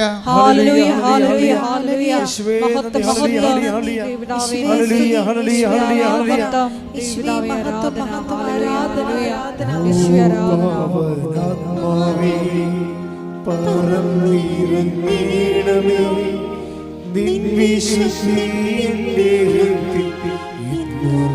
ഹൃദയത്തിലേ. ഓ പാവനാത്മാവേ, പറന്നിറങ്ങണമേ നിൻ വിശുദ്ധി എൻ്റെ ഹൃദയത്തിലേ. ഓ സ്വർഗശക്തിയേ, ശക്തി എന്നിലേകണേ. ഓ സ്വർഗശക്തിയേ, ശക്തി എന്നിലേകണേ. ദൈവസ്തുതി പാടിടാം, ദൈവസ്നേഹം നൽകണേ. ദൈവസ്തുതി പാടിടാം, ദൈവസ്നേഹം നൽകണേ. ഓ പാവനാത്മാവേ, പറന്നിറങ്ങണമേ നിൻ വിശുദ്ധി എൻ്റെ നമ്മൾക്ക് വിശ്വാസത്തിൻ്റെ പ്രഥമ പാഠങ്ങൾ പിന്നിടുകയാണ്, പക്വതയിലേക്ക് വളരുകയാണ്. അതുകൊണ്ട് തന്നെ വലിയ കാര്യങ്ങൾ ഞാൻ എൻ്റെ പിതാവിൻ്റെ നമ്മൾ 14:12 വായിച്ചില്ലേ യോഹന്നാൻ്റെ സുവിശേഷം? ഞാൻ എൻ്റെ പിതാവിൻ്റെ അടുക്കിലേക്ക് പോകുന്നതിനാൽ പറഞ്ഞേ, ഞാൻ എൻ്റെ പിതാവിന്റെ അടുക്കിലേക്ക് പോകുന്നതിനാൽ ഇതിനേക്കാൾ വലിയ കാര്യങ്ങളും നിങ്ങൾ കാണും. ദൈവം കാര്യങ്ങളെ രണ്ടായിട്ട് തിരിക്കുന്നു. ചെറിയ കാര്യങ്ങളും വലിയ കാര്യങ്ങളും വലിയ കാര്യങ്ങളും. കാര്യങ്ങൾ എങ്ങനെ സങ്കീർണമാണ്. വിശ്വാസത്തിൻ്റെ പ്രഥമ പാഠം പിന്നിട്ട് കഴിഞ്ഞാൽ പിന്നെ വലിയ കാര്യങ്ങൾ സംഭവിച്ചുകൊണ്ടിരിക്കും. ഈ വലിയ കാര്യങ്ങൾ സംഭവിച്ചുകൊണ്ടിരിക്കാൻ എന്താ ചെയ്യേണ്ടത്? നമുക്ക് വിശ്വാസത്തിൻ്റെ പ്രഥമ പാഠങ്ങൾ പിന്നിട്ട് അടുത്ത പാഠം പഠിക്കണം. അടുത്ത പാഠം പഠിക്കണം. എന്താ ചെയ്യേണ്ടത്? അനുതാപം വേണമെന്നായി പറയണത്. എന്താണ് കാര്യം? ഈ വെള്ളം എനിക്ക് കുടിക്കാൻ തരിക, ഞാനിനി ഇങ്ങോട്ട് വെള്ളം കോരാൻ വരികയും വേണ്ടല്ലോ എന്ന് അല്ല അവൾ പറയണത്. അപ്പോൾ പറയും, ഞാൻ വെള്ളം കുടിക്കാൻ തരാം, പക്ഷേ നീ പോയി ഭർത്താവിനെ വിളിച്ചുകൊണ്ട് വരണം. അപ്പോൾ അവളെന്താ പറയും? എനിക്ക് ഭർത്താവില്ല. അപ്പോൾ ഈശോ എന്താ പറയും? നിനക്ക് ഭർത്താവില്ലെന്ന് പറഞ്ഞത് ശരിയാണ്. നിനക്ക് 5 ഭർത്താക്കന്മാർ ഉണ്ടായിരുന്നു, ഇപ്പോഴുള്ള ആൾ നിൻ്റെ ഭർത്താവല്ല. അപ്പോഴുടനെ അവൾ പറയും, അങ്ങൊരു പ്രവാചകനാണെന്ന് ഞാൻ മനസ്സിലാക്കുന്നു. അപ്പം അടുത്ത മനസ്സിലാക്കൽ വന്നു. ക്രിസ്തുവിനെ മാറിയിട്ട് അത്ഭുതങ്ങൾ നൽകുന്ന ആളും അതുപോലെ തന്നെ സാധാരണ വ്യക്തിയിൽ നിന്ന് ഈശോനെ അത് പ്രവാചകനായിട്ട് മനസ്സിലാക്കാൻ തുടങ്ങി. അപ്പോഴുടനെ അവൾ ചോദിക്കണം എന്താണെന്ന് വെച്ച് കഴിഞ്ഞാൽ, നമുക്കറിയാമല്ലോ ഈശോ ഈ വെള്ളം കുടിക്കാൻ തരിക എന്ന് പറയുമ്പോൾ അപ്പം 4:14 വായിച്ചേ. യേശുവേ നന്ദി. യോഹന്നാൻ 4:14. യോഹന്നാൻ 4:14. എന്നാൽ ഞാൻ നൽകുന്ന വെള്ളം കുടിക്കുന്നവന് ഞാൻ നൽകുന്ന വെള്ളം കുടിക്കുന്നവന് പിന്നീട് ഒരിക്കലും ദാഹിക്കുകയില്ല. പിന്നീട് ഒരിക്കലും ദാഹിക്കുകയില്ല. ഞാൻ നൽകുന്ന ജലം അവനിൽ നിത്യജീവനിലേക്ക് നിർഗളിക്കുന്ന അരുവിയാകും. അപ്പൊ സാധാരണ അനുഗ്രഹത്തിൽ നിന്ന് നിത്യജീവനിലേക്ക് പോവുകയാണ് വിഷയം. ക്രിസ്തുവിന് നമ്മൾ എന്തിനാണ് ഉൾക്കൊള്ളണത്? IELTS പാസ്സാകാനും പറമ്പ് വയ്ക്കാനുമാണ്? അല്ല. എന്തിനാണ്? നിത്യജീവന് വേണ്ടിയാണ്. നിങ്ങളുടെ ഈ നിങ്ങളുടെ ഓരോ വസ്തുക്കളും ഓരോ അനുഗ്രഹങ്ങളും ഉടമ്പടിയിൽ തരുന്നതിൻ്റെ കാരണം നിങ്ങൾ ക്രിസ്തുവിലൂടെ നിത്യത അന്വേഷിക്കാൻ വേണ്ടിയാണ്. 7:39 വായിച്ച യോഹന്നാന്റെ സുവിശേഷം. സ്തുതിക്കട്ടെ. ഹല്ലേലൂയ. യേശുവേ നന്ദി. ഹല്ലേലൂയ ഹല്ലേലൂയ ഹല്ലേലൂയ. പരിശുദ്ധ പരമദിവ്യകാരുണ്യത്തിന് ആരാധനയും സ്തുതിയും പുകഴ്ചയും ഉണ്ടായിരിക്കട്ടെ. യോഹന്നാൻ 7:39. അവൻ ഇത് പറഞ്ഞത് തന്നിൽ വിശ്വസിക്കുന്നവർ സ്വീകരിക്കാനിരിക്കുന്ന ആത്മാവിനെ പറ്റിയാണ്. അതാണ് പരിശുദ്ധാത്മാവിനെ കുറിച്ച്. അതായത് ഈ വെള്ളം കുടിക്കണം, ഇനിയും ദാഹിക്കും. ഞാൻ നിനക്ക് തരുന്ന വെള്ളം കുടിക്കുന്ന ഒരിക്കലും ദാഹിക്കത്തില്ലെന്ന് പറയുമ്പോൾ ആ വെള്ളം എനിക്ക് തരിക, ഞാൻ ഇനി കിണറിൽ വെള്ളം കോരാൻ വരേണ്ടില്ലല്ലോ എന്ന് പറയുമ്പോൾ ആ വെള്ളമെന്ന് പറയാം എന്താണ്? അതാണ് ഈശോ പറയുന്ന 7:39 വചനം. എന്താ പറഞ്ഞത്? അത് തന്നിൽ വിശ്വസിക്കുന്നവർ പറഞ്ഞേ, തന്നിൽ വിശ്വസിക്കുന്നവർ സ്വീകരിക്കാനിരിക്കുന്ന പരിശുദ്ധാത്മാവിനെ കുറിച്ചാണ്. അപ്പൊ നമുക്കൊരു അനുഗ്രഹം കിട്ടിക്കഴിഞ്ഞാൽ വിശ്വാസത്തിന്റെ പ്രഥമ പാഠം കഴിഞ്ഞാൽ പിന്നെ പക്വതയ്ക്ക് വളരണം എങ്ങനെയാണ്? പരിശുദ്ധാത്മാവിനെ സ്വീകരിച്ചുകൊണ്ടാണ്. അതാണ് കർത്താവ് പറഞ്ഞത്. മനസ്സിലായില്ലേ? എന്ന് പറഞ്ഞാൽ പക്വതയ്ക്ക് വളരണം എങ്ങനെയാണ്? പരിശുദ്ധാത്മാവിനെ സ്വീകരിച്ചുകൊണ്ടാണ്. പരിശുദ്ധാത്മാവിനെ സ്വീകരിക്കുന്നത് എന്തിനു വേണ്ടിയാണ്? അനുദിന ജീവിതത്തിന് വേണ്ടിയുള്ളതല്ല, നിത്യതയ്ക്ക് വേണ്ടി കൂടിയുള്ളതാണ്. വീട്ടിലെ അപ്പം ഒരു അനുഗ്രഹം കിട്ടി സാക്ഷ്യം പറഞ്ഞാൽ നിങ്ങൾ പിന്നെ പ്രാർത്ഥിക്കേണ്ടത് എന്താണ്? കർത്താവേ, നിൻ്റെ വരദാനമായ പരിശുദ്ധാത്മാവിനാൽ എൻ്റെയും എൻ്റെ കുടുംബത്തെ നിറക്കണമേ. പറഞ്ഞേ, കർത്താവേ, നിൻ്റെ വരദാനമായ പരിശുദ്ധാത്മാവിനാൽ എന്നെയും എൻ്റെ കുടുംബത്തെയും നിറക്കണമേ. അപ്പം പരിശുദ്ധാത്മാവാണ് ശരിക്കും പറഞ്ഞാൽ അതിൻ്റെ പ്രഥമ പാഠം എന്ന് പറയുന്നത് അനുതാപമാണ്. അതുകൊണ്ടാണ് പത്രോസ് പറയത്തില്ലേ 7:2:38 എന്താ പറയണത്? നിങ്ങൾ പരിശുദ്ധാത്മാവിനെ സ്വീകരിക്കാൻ പറയുമ്പോൾ ഈശോ പറയും, പത്രോസ് ചോദിക്കും, പരിശുദ്ധാത്മാവിനെ സ്വീകരിക്കാൻ ഞങ്ങൾ എന്ത് ചെയ്യണം? അപ്പോൾ എന്താ? നിങ്ങൾ പശ്ചാത്തപിക്കണമെന്ന് പറയും. അപ്പം എപ്പോഴും ബൈബിൾ എങ്ങനെ ഏത് കാലത്ത് വെളിപ്പെടുത്തിയാലും കണ്ടൻറ്റ് വൈസ് സെയിം ആയിരിക്കും. ഇവർ പരസ്പരം എഴുതപ്പെടുന്ന ആൾക്കാർ ചോക്ക് പോലെ ഇരിക്കുന്ന ആൾക്കാരാണ്. എഴുതുന്നത് പരിശുദ്ധാത്മാവാണ് എഴുതണമെങ്കിലും എഴുതുന്ന ആൾ ചോക്കാണ്. ചോക്ക് ഇപ്പോൾ അധ്യാപകൻ നമ്മൾ ടേബിളിൽ അല്ലെങ്കിൽ ബോർഡിൽ എഴുതണത് അധ്യാപകനാണ് എഴുതണത്, ചോക്കാണ് എഴുതണത്. അധ്യാപകനല്ല എഴുതണത്, ചോക്ക് കൊണ്ടാണ് എഴുതണത്. ഇപ്പോൾ യോഹന്നാനൊക്കെ ഒരു ചോക്കാണ്, പത്രോസും ഒരു ചോക്കാണ്. അവരെ കൊണ്ട് പരിശുദ്ധാത്മാവ് എഴുതുന്നതാണ്, പല കാലങ്ങളിൽ എഴുതുന്നതാണ്. പക്ഷേ ആ എഴുതുന്ന ആൾ പരിശുദ്ധാത്മാവ് ആയതുകൊണ്ടും ഒരേ ഒരാളായത് കൊണ്ടും എവിടെ എന്ത് പറഞ്ഞാലും പരസ്പര വിരുദ്ധം ഉണ്ടാകത്തില്ല. ഇവിടെ എന്താ പറഞ്ഞത്? നിനക്ക് ഈ വെള്ളം കുടിച്ചാൽ നീ ദാഹിക്കും അല്ലേ? ഞാൻ തരുന്ന വെള്ളം കുടിച്ചാൽ നിനക്ക് ദാഹിക്കത്തില്ല. ഞാൻ തരുന്ന വെള്ളം എന്താണ്? അത് 7:39 തന്നെ വിശ്വസിക്കാതിരുന്നവർ സ്വീകരിക്കാതിരുന്ന പരിശുദ്ധാത്മാവിനെ കുറിച്ചാണ് അവൻ പറഞ്ഞത്. ഈ ആത്മാവിനെ കിട്ടാൻ എന്താ പറയണം? എന്താ മാർഗം? ഈ ആത്മാവിനെ കിട്ടാൻ പശ്ചാത്താപം തന്നെ പറയണം. പോയി ഭർത്താവിനെ വിളിച്ചുകൊണ്ട് വരണം. അപ്പോൾ പറഞ്ഞ് ഞാൻ എൻ്റെ അപ്പോൾ എനിക്ക് ഭർത്താവില്ല, നിനക്ക് ഭർത്താവില്ലെന്ന് പറഞ്ഞ് ശരിയാണ്. 5 ഭർത്താക്കന്മാരുണ്ടായിരുന്നു, ഇപ്പോഴുള്ള ആൾ നിൻ്റെ ഭർത്താവല്ല എന്ന് പറയുമ്പോഴേ അനുതാപത്തിലേക്ക് അവളെ കൊണ്ടുവരികയാണ്. ശരിക്കും പറഞ്ഞാൽ ഇത് തന്നെ സഭ സ്ഥാപിക്കപ്പെടുമ്പോഴും പത്രോസിലൂടെ പറഞ്ഞ അതാണ്, ഈ ആത്മാവിനെ സ്വീകരിക്കാൻ ഞങ്ങൾ എന്ത് ചെയ്യണമെന്ന് ചോദിക്കും. അപ്പോൾ എന്താ പത്രോസ് പറയണത്? പ്രവർത്തനങ്ങൾ 2:38 പത്രോസ് പറഞ്ഞു നിങ്ങൾ പശ്ചാത്തപിക്കുവിൻ, പാപമോചനത്തിനായി എല്ലാവരും യേശുക്രിസ്തുവിന്റെ നാമത്തിൽ സ്നാനം സ്വീകരിക്കുവിൻ. പരിശുദ്ധാത്മാവിന്റെ ദാനം നിങ്ങൾക്ക് ലഭിക്കും. പരിശുദ്ധാത്മ ദാനം കിട്ടാനുള്ള മാർഗം എന്താണ്? പശ്ചാത്താപം തന്നെയാണ് അവിടെ. ഇത് തന്നെയാണ് ഈശോ സമരക്കാരോട് പറഞ്ഞത്, ഇത് തന്നെയാണ് ഈശോ പത്രോസിനോടും പറഞ്ഞത്. പറഞ്ഞിരിക്കുന്ന ഉപദേശങ്ങളിലും നിർദ്ദേശങ്ങളിലും ഒന്നും വ്യത്യാസമില്ല, സെയിം തന്നെയാണ്. അപ്പോൾ ഈ അടയാളങ്ങൾ കാണുമ്പോൾ എന്താ ഉദ്ദേശിക്കുന്നത്? അടയാളങ്ങളും അത്ഭുതങ്ങളും വരുമ്പോൾ അതിൻ്റെ ഉദ്ദേശം എന്താണ്? കർത്താവേ, നീ ഞങ്ങളെ വിട്ടു പോകണമെന്ന് പത്രോസ് പറയുന്നൊരു അത്ഭുതം കാണുമ്പോൾ. ലൂക്കാ 5:7 അവർ മറ്റേ വെള്ളത്തിൽ ഉണ്ടായിരുന്ന കൂട്ടുകാരെ ആംഗ്യം കാണിച്ച് അപ്പോൾ അത്ഭുതകരമായ മീൻപിടുത്തമാണ്. കടലിൽ ഒരു കരിനന്തം പോലും ഇല്ലാത്ത കാലത്ത് കർത്താവ് സമർത്ഥമായ മത്സ്യവിളയാളികളെ അനുഗ്രഹിക്കുന്ന അനുഗ്രഹം കൊടുക്കണവർക്ക് ആ ആധിക്യം. അപ്പം മറ്റു വള്ളക്കാരെ ഈ വള്ളം മുങ്ങണ കാരണം മറ്റു വള്ളക്കാരെയും കൂടി പത്രോസ് കൈകൊണ്ട് ആ നൻപ് കാട്ടി വിളിക്കും. എന്നിട്ട് 2 വള്ളങ്ങളും മുങ്ങാറാകുളം നിറക്കും. അടുത്ത വായിച്ചേ. ശിമയോൻ പത്രോസ് ഇത് കണ്ടപ്പോൾ യേശുവിന്റെ കാൽക്കൽ വീണ് കർത്താവേ, എന്നിൽ നിന്ന് അകന്നു പോകണമേ, ഞാൻ പാപിയാണ് എന്ന് പറഞ്ഞു.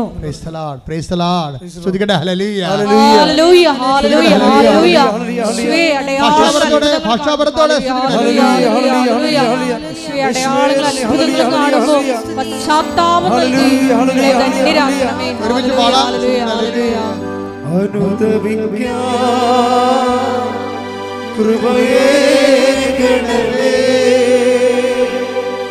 അനുതാപം ഞങ്ങൾക്ക് നൽകേണമേ.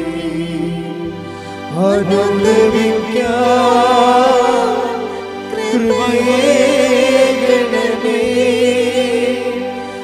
അനുതാപം ഞങ്ങൾക്ക് നൽകേണമേ.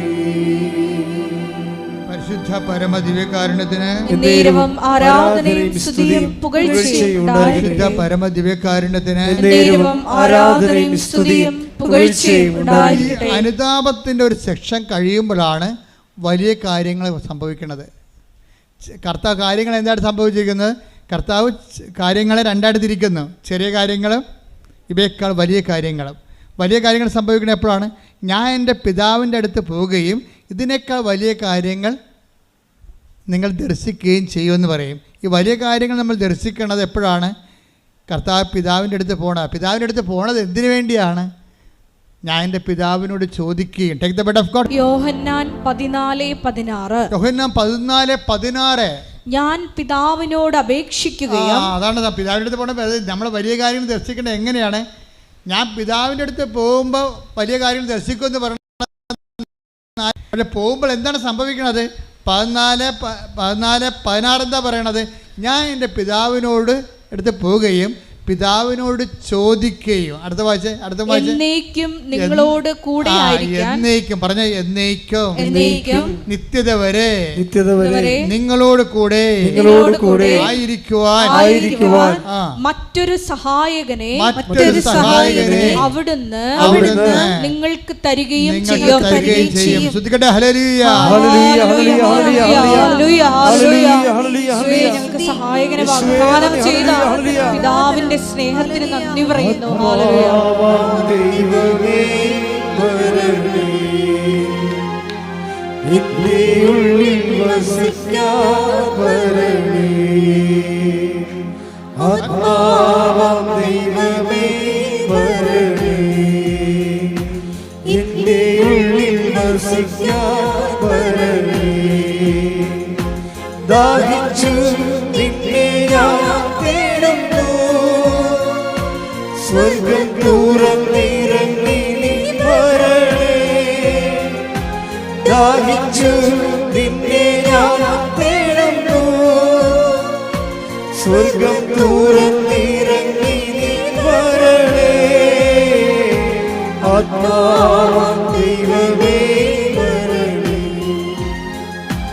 എന്റെ ഉള്ളിൽ വസിക്കാൻ വരണേ. പരിശുദ്ധ പരമദിവ്യകാരുണ്യത്തിന് ആരാധനയും സ്തുതിയും പുകഴ്ചയും ഉണ്ടായിരിക്കട്ടെ. ഇവരുടെ അനുതാപത്തിൻ്റെയും പശ്ചാത്താപത്തിൻ്റെയും കണ്ടന്റ് വൈസ് പാപത്തെക്കുറിച്ചുള്ള ഒരു ദുഃഖമോ പാപം ഉപേക്ഷിക്കലോ മാത്രമല്ല, മറിച്ച് എന്താണ്? ഇവർ 2 പേരും, ഈ പത്രോസും സമരിയക്കാരത്തിയും ക്രിസ്തുവിലേക്ക് വരുന്നതിന് മുമ്പ് ഒരു ട്രാൻസിഷൻ സംഭവിക്കുന്നുണ്ട്. 2 പേരും അതായത് പത്രോസ് നീ ക്രിസ്തുവാണെന്ന് പറയുന്ന ഇടവേതാണെന്നറിയാവോ? Caesarea Philippi. അതായത് ഫിലിപ്പ് എന്ന് പറഞ്ഞ ഒരു ഗവർണറാണ്, ഇസ്രായേലിലെ ഗവർണറാണ്. കെസർ എന്ന് പറഞ്ഞ സീസറെ.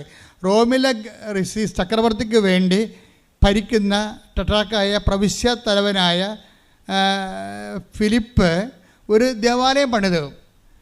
അതാണ് കെസരിയ ഒരു സിറ്റി പണിയും. സിറ്റി പണിതിട്ട് അവിടെ ഒരു വലിയ ക്ഷേത്രം പണിയും. അതിൻ്റെ പുറത്ത് കുറേ ദേവതകളെ സൃഷ്ടിക്കുക. ആ ദേവതകളുടെ മുമ്പിൽ കെസരിയ ഫിലിപ്പിയിലാണ് ഈ 10 ദിവസം വന്ന് പെടുന്നത്. അവിടെ വെച്ചാണ് കർത്താവ് ചോദിക്കുന്നത്, whom do you say that I am? Take the word of God. മത്തായി 16:13. യേശു കേസറിയ ഫിലിപ്പി പ്രദേശത്തെത്തിയപ്പോൾ ശിഷ്യന്മാരോട് ചോദിച്ചു, മനുഷ്യപുത്രൻ ആരെന്നാണ് ജനങ്ങൾ പറയുന്നത്? അവിടെയാണ് വിഷയം വന്നത്. കാര്യം ഈ ഫിലിപ്പ് ഗവർണറെ ഈ സീസറിനെ പ്രോത്സാഹിപ്പിക്കാൻ വേണ്ടി അദ്ദേഹത്തിൻ്റെ പല വിഗ്രഹങ്ങളെ ഇവിടെ സ്ഥാപിച്ചിട്ടുണ്ട്. ചക്രവർത്തിയുടെ വിഗ്രഹമുണ്ട്, പിന്നെ കുറഞ്ഞിട്ട് ചക്രവർത്തി ആരാധിക്കുന്ന ഡയാന ദേവിയുടെ വിഗ്രഹമുണ്ട്. പല വിഗ്രഹങ്ങൾ ഇങ്ങനെ ഈ മട്ടുപ്പാവൂർ ഈ കെസരിയ ഫിലിപ്പിയുടെ ക്ഷേത്രത്തിന് മുകളിലുണ്ട്. അപ്പോൾ പത്രോസിൻ്റെ ഇതിന് മുമ്പ് നിർത്തിയിട്ടാണ് ചോദിക്കുന്നത്, whom do you say that I am? എന്ന് ചോദിക്കുമ്പോൾ പത്രോസ് ഈ ക്ഷേത്രങ്ങളുടെ മുകളിലിരിക്കുന്ന എല്ലാ വിഗ്രഹങ്ങളെയും ഇങ്ങനെ നോക്കും. അപ്പോൾ ബറൂക്കിൻ്റെ പുസ്തകത്തിൽ എഴുതിയിട്ടുണ്ട്, എന്താണ്? അവയ്ക്ക് കണ്ണുണ്ട് പക്ഷെ കാണുന്നില്ല, അവയ്ക്ക് ചെവി കൊണ്ട് പക്ഷെ കേൾക്കുന്നില്ല, അവ സംസാരിക്കുന്നില്ല, അവയ്ക്ക് ജീവനില്ല. ഇത്രയും മനസ്സിലാക്കിയിട്ട് പത്രോസ് ഒരു നെടുവീർപ്പോടെ പറയും, ഇതുപോലെയുള്ള കണ്ണ് കാണാത്ത ചെവി കേൾക്കാത്ത ജീവനില്ലാത്ത ദൈവമല്ല നീ. You are Christ the son of the living God. നീ ജീവിക്കുന്ന ദൈവത്തിന്റെ പുത്രനായ മിശിഹ. കൈയടിക്കട്ടെ, സ്തുതിക്കട്ടെ.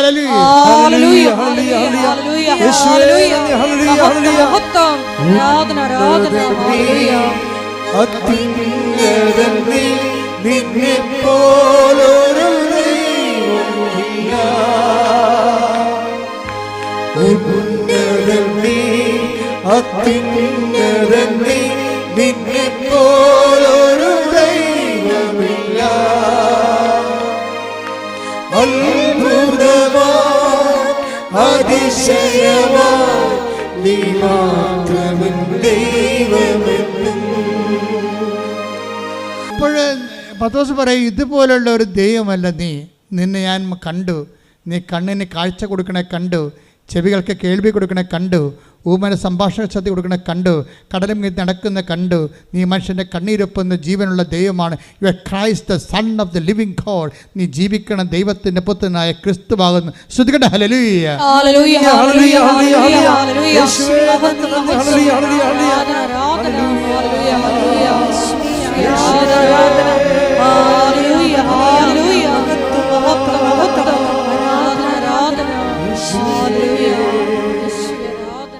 ജീവനുള്ള ദൈവത്തിൻ്റെ മിശിഹ പുത്രനാണ് നീ എന്ന് പറഞ്ഞ സമയത്ത് ഈശോ പറഞ്ഞു, ഇവിടെ വെച്ച് സാക്ഷരത, ഈ ക്ലാസ് അവസാനിക്കുകയാണ്. കർത്താവ് പറഞ്ഞു, ഈ ക്ലാസ് ഇവിടെ വെച്ച് അവസാനിക്കുകയാണ്.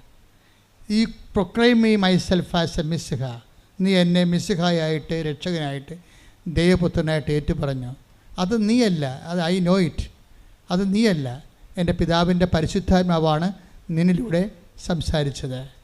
അപ്പോൾ അതാണ് നിനക്ക്. പക്ഷേ പിന്നെ ഈശോ പറയും, ഈ പറഞ്ഞത് നമ്മൾ ഇവിടെ വെച്ച് അവസാനിപ്പിക്കുകയാണ്. ഇനി ഇതിന് പേയ്മെൻ്റ് ഉണ്ട്. ഇത് നീ അറിഞ്ഞു, അത് അനുഭവമാക്കുന്നതിന് വേണ്ടി പേയ്മെൻ്റ് ഉണ്ടെന്ന് പറയും. അതാണ് അതിനുശേഷം അവൻ പറയാൻ തുടങ്ങിയിട്ടുണ്ട്. എന്താ പറഞ്ഞത്? അതിൻ്റെ താഴെയുള്ള വീടാർപ്പണ പ്രവചനം വായിച്ച് 17 താഴെയുള്ളത് 16:21. അപ്പോൾ മുതൽ ഉണ്ടായി. ഇപ്പോൾ മുതലാണ് സംഭവിക്കുന്നത്. എന്താണ് അപ്പോൾ മുതൽ? യേശു അതെ, ക്രിസ്തുവാണെന്നുള്ള അറിവിൽ കൊണ്ടേ 10 ദിവസം എത്തിച്ചു. ആ ക്ലാസ് അവിടെ വെച്ച് സ്റ്റോപ്പ് ചെയ്തു. അപ്പോൾ മുതൽ യേശു തനിക്ക് ജെറുസലേമിലേക്ക് പോകേണ്ടിയിരിക്കുന്നുവെന്നും ശ്രേഷ്ഠന്മാരിൽ നിന്നും പ്രധാന പുരോഹിതന്മാരിൽ നിന്നും നിയമജ്ഞരിൽ നിന്നും വളരെയേറെ സഹിക്കേണ്ടി വരുമെന്നും താൻ വധിക്കപ്പെടുമെന്നും എന്നാൽ 3-ാം ദിവസം ഉയർപ്പിക്കപ്പെടുമെന്നും ശിഷ്യന്മാരെ അറിയിച്ചു തുടങ്ങി. രണ്ടാമത്തെ അറിയിപ്പ് തുടങ്ങുകയാണ്. ആ ക്ലാസ് മാറുക പക്വതയിലേക്ക്. നമുക്ക് വിശ്വാസത്തിൻ്റെ പ്രഥമ പാഠങ്ങൾ പിന്നിട്ട് പക്വതയിലേക്ക് വളരാൻ വേണ്ടി പറയുമ്പോൾ, പക്വതയിൽ ക്രിസ്തുവിനെ നിത്യതയുടെ അച്ചാരമായിട്ട് കണ്ടെത്തിയവൻ, അതിൻ്റെ മുഴുവൻ തുക കൊടുത്താൽ മാത്രമേ ഇത് മൊത്തമായിട്ട് നമ്മുടെ സ്വന്തമായിട്ട് മാറത്തുള്ളൂ. നീ ക്രിസ്തുവാണെന്ന് പറയുമ്പോൾ നമ്മൾ അഡ്വാൻസ് കൊടുക്കുകയാണ്, ദാറ്റ്സ് ഓക്കെ. പക്ഷെ അച്ചാരം മാത്രമാണത്. അതിൻ്റെ മുഴുവൻ തുകയും കൊടുക്കണം. അതിനകത്ത് പേയ്മെൻ്റ് ഉണ്ട്. കുറച്ച് ക്രിസ്തുവിനെ പ്രതി കുറച്ച് ക്ലേശങ്ങളുണ്ട് അല്ലേ? അതാ ക്ലേശങ്ങൾ ക്രിസ്തുവിനെ പ്രതി എടുക്കണം. നമുക്കുണ്ടാകുന്ന ചില ക്ലേശങ്ങളെ അത് കുറച്ച് ലോങ് ചെയ്യുന്നതാണെങ്കിൽ അത് നിങ്ങൾ ക്രിസ്തുവിനെ പ്രതിയാക്കണം. കാര്യം നിങ്ങൾ പറയും ഉടമ്പടി എടുത്തിട്ട് 5 കാര്യങ്ങളും നടന്നു, ഭർത്താവിൻ്റെ സംശയം മാത്രം മാറിയില്ലെന്ന് പറയും. ഇപ്പോൾ ഒന്നും മാറാത്തവരാണ് ഈ പന്നി പറയണത്. അതാണ് പ്രശ്നം. ഈ 5 കാര്യങ്ങൾ ഉടമ്പടി എടുത്ത് നടന്നു, ഭർത്താവിൻ്റെ സംശയം മാത്രം മാറിയില്ലെന്ന് പറയും. അപ്പോൾ ഇവർക്ക് 5 കാര്യങ്ങൾക്കും ഇവർക്ക് ഒന്നും നടക്കാത്ത പോലെയുള്ള അളിഞ്ഞ മോന്തമായിട്ടാണ് ഇവർ കസാരം കെട്ടി എഴുന്നള്ളിക്കണത്. ദാറ്റ് മീൻസ് എന്താണ്? നിങ്ങൾ ക്രിസ്തുവിനെ അറിഞ്ഞിട്ടില്ല എന്നതിൻ്റെ അർത്ഥം. നിങ്ങൾ അറിഞ്ഞിട്ടില്ല എന്ന് പറയും. അവിടെ എൻ്റെ വിഷയം എന്ന് പറയണത് ഈ സംശയം എന്ന് പറയുന്നത് ചില സമയത്ത് ഒരു 5 കൊല്ലം കൂടി എടുക്കുമെന്ന് വിചാരിച്ചു. അത്രയും കാലമുള്ള ക്ലേശങ്ങളെ ക്രിസ്തുവിനെ പ്രതി എടുക്കണം. എന്നെ അനുഗമിക്കാൻ ആഗ്രഹിക്കുന്നവൻ. മത്തായി 16:24. മത്തായി 16:24. യേശു ശിഷ്യന്മാരോട് അരുൾ ചെയ്തു. യേശു ശിഷ്യന്മാരോട് അരുളി ചെയ്തു, ആരെങ്കിലും എന്നെ അനുഗമിക്കാൻ ആഗ്രഹിക്കുന്നെങ്കിൽ അവൻ തന്നെ തന്നെ പരിത്യജിച്ച് തന്റെ കുരിശുമെടുത്ത് എന്നെ അനുഗമിക്കട്ടെ. കണ്ടോ? അപ്പോഴിനി അടുത്ത നടപടിയിൽ നമുക്ക് 6 കാര്യങ്ങൾ എഴുതി വെച്ചാലും ചിലപ്പോൾ 3 കാര്യങ്ങൾ നടന്നിട്ട് 3ാമത്തെ കാര്യം നിങ്ങൾ ഓർക്കും അടുക്ക് ഉടനെ പുതുക്കുമ്പോൾ ഉടനെ നടക്കുമെന്ന്. പുതുക്കുമ്പോൾ ഉടനെ അത്ഭുതം നടക്കും. എന്താ നടക്കണമെന്ന് അറിയാമോ? ക്രിസ്തുവിനെ സ്വീകരിക്കാനുള്ള മാനസികാവസ്ഥ നിങ്ങളുടെ കണ്ണ് തുറന്നു തരും കർത്താവ്. എന്താ അത്? നിങ്ങളിപ്പോൾ അനുഭവിക്കുന്ന ക്ലേശങ്ങളെ കർത്താവിൻ്റെ നാമത്തിൽ ദൈവസ്നേഹത്തോടെ എടുത്താൽ ക്രിസ്തുവിനെ നിങ്ങൾക്ക് കിട്ടുമെന്ന് പറഞ്ഞു തരും. അതും അതിലെ പരിശുദ്ധാത്മാവിന് നിത്യതയും കിട്ടും. അപ്പോൾ നിങ്ങൾ ക്രിസ്തുവിനെ ആഗ്രഹിച്ചുകൊണ്ടാണ്. അപ്പോൾ പത്രോസ് പറഞ്ഞ് ഇത് ഭയങ്കര പാടാണ്, ഇത് കേൾക്കാൻ ഭയങ്കര ബുദ്ധിമുട്ടാണ് എന്ന് പറഞ്ഞ് ക്രിസ്തുവിനെ മാറ്റി നിർത്തിയിട്ട് അവനോട് ദുർന്യായം പറയാൻ തുടങ്ങി. അങ്ങനെയല്ല കർത്താവേ. അപ്പം നിങ്ങളും പറയും അതുപോലെ. അങ്ങനെയല്ല, ബാക്കി എനിക്ക് മകന് ജോലി കിട്ടിയത് അവന് കൊള്ളാം, പക്ഷേ സംശയം ഭർത്താവിൻ്റെത് ഞാനല്ലേ അനുഭവിക്കണത്, എന്നെയല്ലേ സംശയം. മകന് ജോലി കിട്ടി അത് കൊള്ളാം, അതിപ്പോൾ തന്നില്ലെങ്കിലും കുഴപ്പമില്ല, അവൻ എങ്ങനെയും നേടിയെടുത്തുള്ളൂ, എന്നാലും സംശയം ഒന്ന് മാറ്റി. അപ്പോൾ നോക്കുക, അപ്പോൾ ക്രിസ്തുവിനെ നിങ്ങൾക്ക് വേണ്ടപ്പോഴും അപ്പോൾ അപ്പോഴും നിങ്ങളുടെ അവലാദികൾ മാറിയാൽ മതി. അപ്പോൾ അവലാതി മാറ്റാനുള്ള ഉപാധിയായിട്ട് ക്രിസ്തുവിനെ കണ്ടു കഴിഞ്ഞാൽ ക്രിസ്തുവിനിൽ നിന്നുള്ള യഥാർത്ഥ കൃപ നിങ്ങൾക്ക് നഷ്ടപ്പെടാനുള്ള സാധ്യതയുണ്ട്. You got the point. പിടിയോ? അതുകൊണ്ട് വളരെ ശ്രദ്ധിച്ച് വേണം. അപ്പോൾ ഉടനെ 10 ദിവസം മാറ്റി നിർത്തി. Take the word of God. Mathai 16:22. പത്രോസ് അവനെ മാറ്റി നിർത്തി തടസ്സം പറയാൻ തുടങ്ങി. ദൈവം കനിയട്ടെ, കർത്താവേ, ഇതൊരിക്കലും നിനക്ക് സംഭവിക്കാതിരിക്കട്ടെ. അപ്പോൾ ഇത് ഇത്രയും പറയുമ്പോൾ ക്ലേശങ്ങൾ വരുമ്പോൾ പറയും അത് നടക്കാതിരിക്കട്ടെ കർത്താവേ, അത് നടക്കാതിരിക്കട്ടെ കർത്താവ് എന്ന് പറയും. ഇത് നമ്മളെല്ലാവരും പറയും, ഞാനും പറയും, നിങ്ങളും പറയും. പക്ഷേ സെക്കൻഡ് ഫേസ്, എന്നെപ്പോലുള്ള ഒരു സെക്കൻഡ് ഫേസിൽ അത് നടക്കണ കർത്താവ്, നിൻ്റെ തിരുമനസ്സ് നിറവേറിയാൽ മതി, നിൻ്റെ നാമം പൂജിതമായാൽ മതി, അതാണ് ഞാൻ എപ്പോഴും പ്രാർത്ഥിക്കണമെന്ന് പറയും. കാര്യം സ്വർഗസ്ഥനായ പിതാവ് എന്ന് പറഞ്ഞത് ഒരു രക്ഷയുമില്ലാത്തൊരു പ്രാർത്ഥനയാണ്.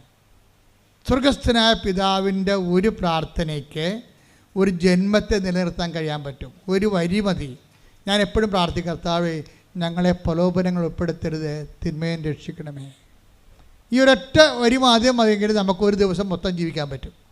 എന്താ പറഞ്ഞ? കർത്താവ് ഞങ്ങളെ പ്രലോഭനത്തിൽ ഉൾപ്പെടുത്തരുത്, തിരുമേനി രക്ഷിക്കണമേ. പ്രലോഭനം എന്തെല്ലാം ഉണ്ട് ശരിക്കും പറഞ്ഞാൽ.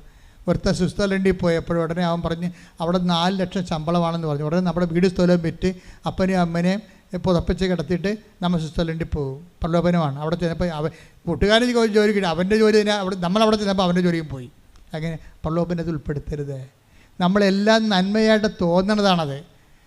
ഈ പ്രലോഭനത്തിൽ ഉൾപ്പെട്ട് കേരളം ഒരു പരുവത്തിലായി, കണ്ടവൻ്റെ കയ്യിലുമായി, നമ്മുടെ കിഡ്നി വരെ ബാങ്കുകാരൻ്റെ കയ്യിലായി. എന്താണ് അല്ല തമസല്ലേ? എല്ലാവരുടെ കിഡ്നിയും പണയമാണ്.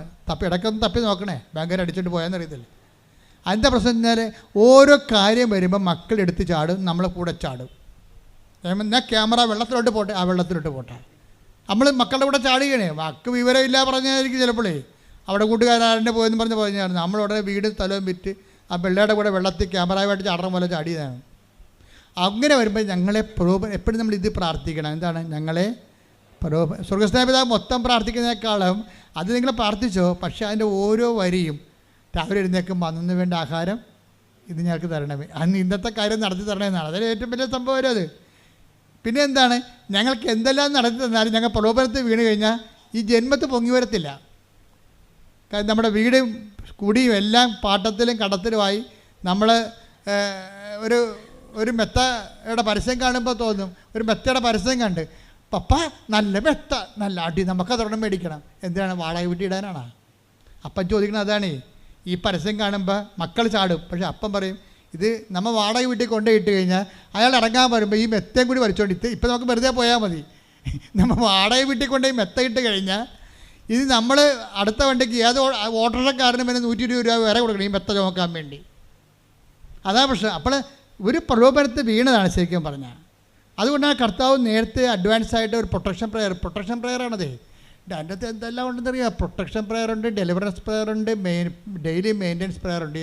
സ്വർഗസ്ഥനായ പിതാവിൽ നിങ്ങൾ എന്നാ ജാതി ആയാലും ശരി ആ സ്വർഗസ്ഥനായ പിതാവ് ഒന്ന് പഠിച്ചു വെക്കണം, നല്ലതാണ് കേട്ടോ. ഏത് സമയത്ത് കരകയറുന്നൊരു പിടിയും കിട്ടത്തില്ല, അത്ര സൂപ്പറാണ്. അതിൻ്റെ കൂടെ ഉള്ള അമ്മയുടെ നന്മ നിറഞ്ഞ പറയും നിനക്ക് സ്വസ്തി കർത്താവ് നിന്നോട് കൂടി എന്നുള്ളതും ദൈവഹിതത്തിൽ നിന്ന് കീഴ്വഴങ്ങിക്കൊണ്ട് ദൈവത്തിൻ്റെ ഇഷ്ടം നിറവേറ്റിക്കൊണ്ട് ഒരു ആധ്യാത്മിക മുന്നേറ്റം നടത്താൻ അമ്മ നിങ്ങളുടെ കൂടെ വരുന്ന പ്രാർത്ഥനയാണ് നന്മ നിറഞ്ഞ പറയും. ശ്രദ്ധിക്കട്ടെ.